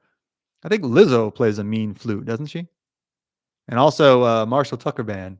Great flute guy. Jethro Tull. Joe Rogan is pretty garbage in my opinion, says Dan Robertson. He is starting to annoy his guests with the same lines of dialogue. Yeah, I mean, I don't know. I try to be charitable with Rogan because he opened the door for a lot of us to even look into podcasting. And he's a great, I mean, like I do understand what you're saying, Dan. But I hope he doesn't quit MMA announcing. Because even if you don't like the podcast, I don't think anybody, well, there are critiques of his MMA announcing, but I think for the layman, he does a great job of explaining what's happening. And he's a great sports historian. He knows boxing history and he knows MMA history. Most psychiatrists, psychologists agree that people who listen to heavy metal are the most well-adjusted people. Yeah, I've read that. I'm a heavy metal fan. I got probably not the most. I mean, obviously, I like Metallica. I like Judas Priest. I like. I think of who else? Mastodon. Um, well, Sabbath is kind of a pioneer in heavy metal. There's other ones too. I'm just blanking on it. Anthrax. Uh, Joe Rogan actually did some good talk about the Comanche and their tea methods. Yeah, he did. He had SC Gwynn on the show probably 5 years ago. He did a good interview with him. Joe Rogan made Neil Young relevant again. Yeah, Neil was pissed, man. I was like, chill out, bro. Southern rock and the blues, says Bama Deanna. Yeah, I agree. Southern rock, blues, country, those are my top. And honestly, I like funk a lot too. I'll throw on some James Brown, some P Funk, anything like that. Well, James Brown more like soul, but I like showing millennials and Zoomers the news radio that stars Joe Rogan. Yeah, yeah, it blows their minds. Rogan is young as hell and he has hair. I remember I was very young when that was out, but I remember seeing him. And then he did a movie. No, they had a monkey on the show, so my memory is like him with this monkey. And then the next thing I remembered was him being on the UFC.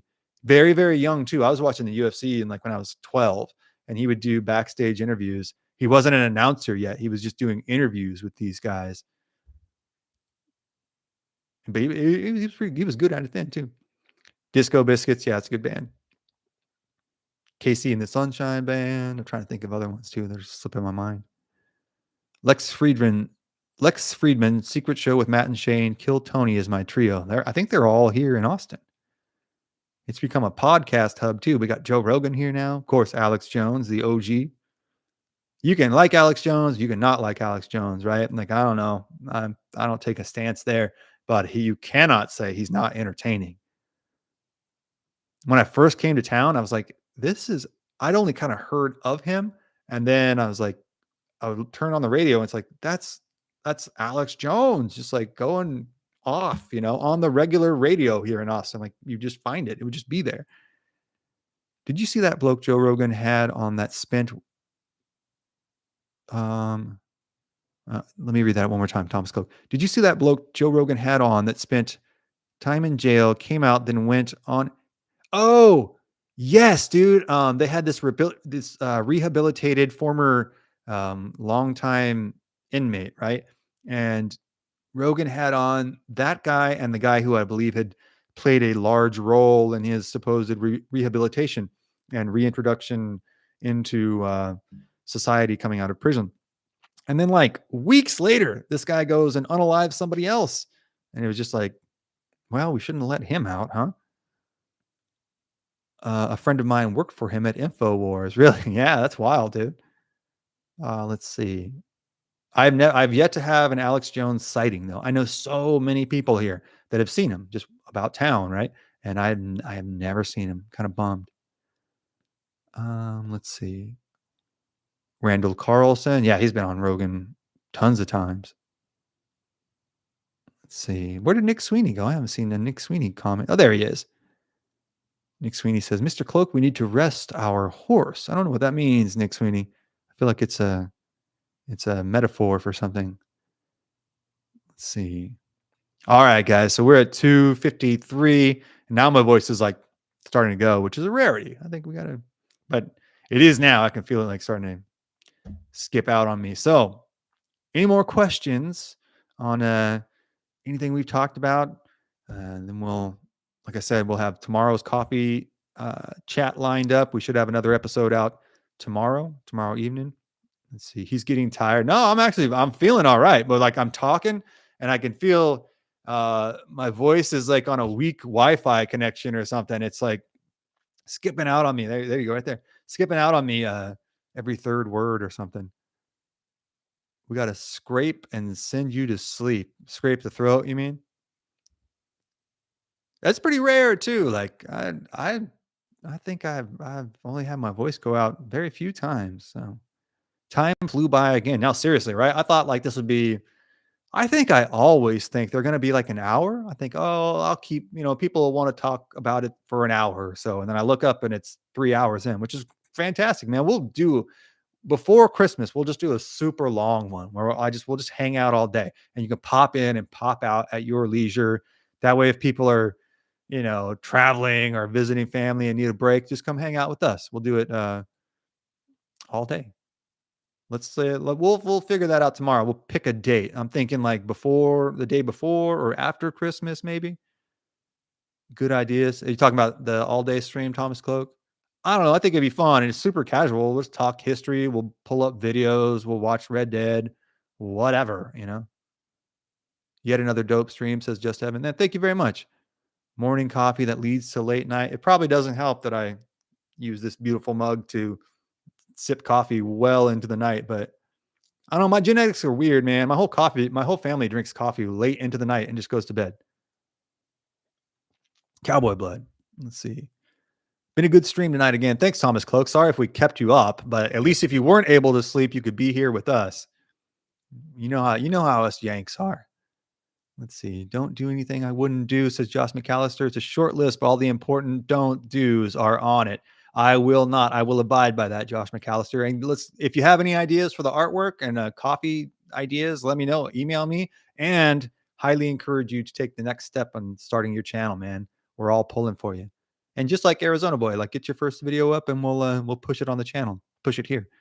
Another fun, productive night at the corral. Thank you, Chief. Thank you, Dan, man. Thank you very much for stopping by. I always look forward to seeing you, truly. Um, time zones, man, that's a pain. Yeah, dude, time zones suck. Nick Sweeney. Bama Deanna asks something as well. Are the solar flares affecting your brain? Probably. Dan Robertson says 1 Kodiak bear, 2 silverback gorillas, 1 lion. Who do you got? Kodiak. That's what I would say. And I could be wrong. Arizona Boy says, all right, y'all. Good night, everyone. Going to keep editing to make sure I'm all polished up for Thursday's release. Excellent work, Arizona Boy. I know that takes a lot of work, dog. I get it. So just keep at it, man. It's awesome to see you doing it. Got you, brother. And thank you. Thanks, Josh, man. Appreciate it, dude. Thomas Cloak. All right. Good night, man. Atlas 3i is acting up, says Bamadiana. Atlas 3i. Is that a person in here or is that like a tech thing that I don't know about? Good for you, Arizona. Yeah, good. I mean, the hardest thing actually is like getting the first couple of videos up because you're figuring out all the mistakes. At least I was. Maybe Arizona is not figuring out any mistakes, but I damn sure was. Good night. God bless everyone's trails, says Dan Robertson. God bless as well, Dan Robertson. Okay. All right, guys. Well, I am going to have you been under a rock, Brandon? No, but I've been in a small apartment, so it's kind of 6 and half a dozen. What do you mean? Atlas 3i. Atlas. I feel like I should. Is that like AI or something? Atlas 3i. I'm writing it down. I'll look at it. Have you been under a rock? I mean, more or less, though, Bama. Yes, I have been under a rock. Thomas Cloak says, see you all. Good night for like the 5th time. Best of luck on falling asleep tonight. Nick Sweeney says, finally. Well, I didn't want to disappoint you, Nick Sweeney. I didn't want to disappoint you. Night Nick says, happy Cappy. No, it's the comet headed to Earth. Oh, okay. But I mean, like, you know what I mean? I'm just like, there's nothing I can do. What am I got? I'm just one guy making a history show. Shut this show down, says Nick Sweeney. Yes, Comrade Sweeney. We'll shut it down right away, Comrade Sweeney. At your orders, Comrade Sweeney. No, thank you very much. Thank you all for coming by. Thank you for everyone's support. Thank you again, Nick Sweeney, man. Really appreciate it. Looking forward to the movie night this weekend. And we'll have a release, at least for the members, it'll be up tomorrow. I'm trying to get it out as soon as I can. So a Mountain Man episode tomorrow, coffee stream in the morning, regular stream. It might be later at night again. So I'll let you guys know. It might be another like 11 p.m. Eastern time stream. So other than that, yeah, we've got bunches, and we'll have another episode out this week, a bunch of shorts, tons of live streams, and lots of good stuff coming. So again, thank you all for all your support. Yeah, thanks for coming by and having a good time. I really look forward to seeing all of you. Thank you very much, and we'll see you tomorrow. Have a good one. God bless. Bye.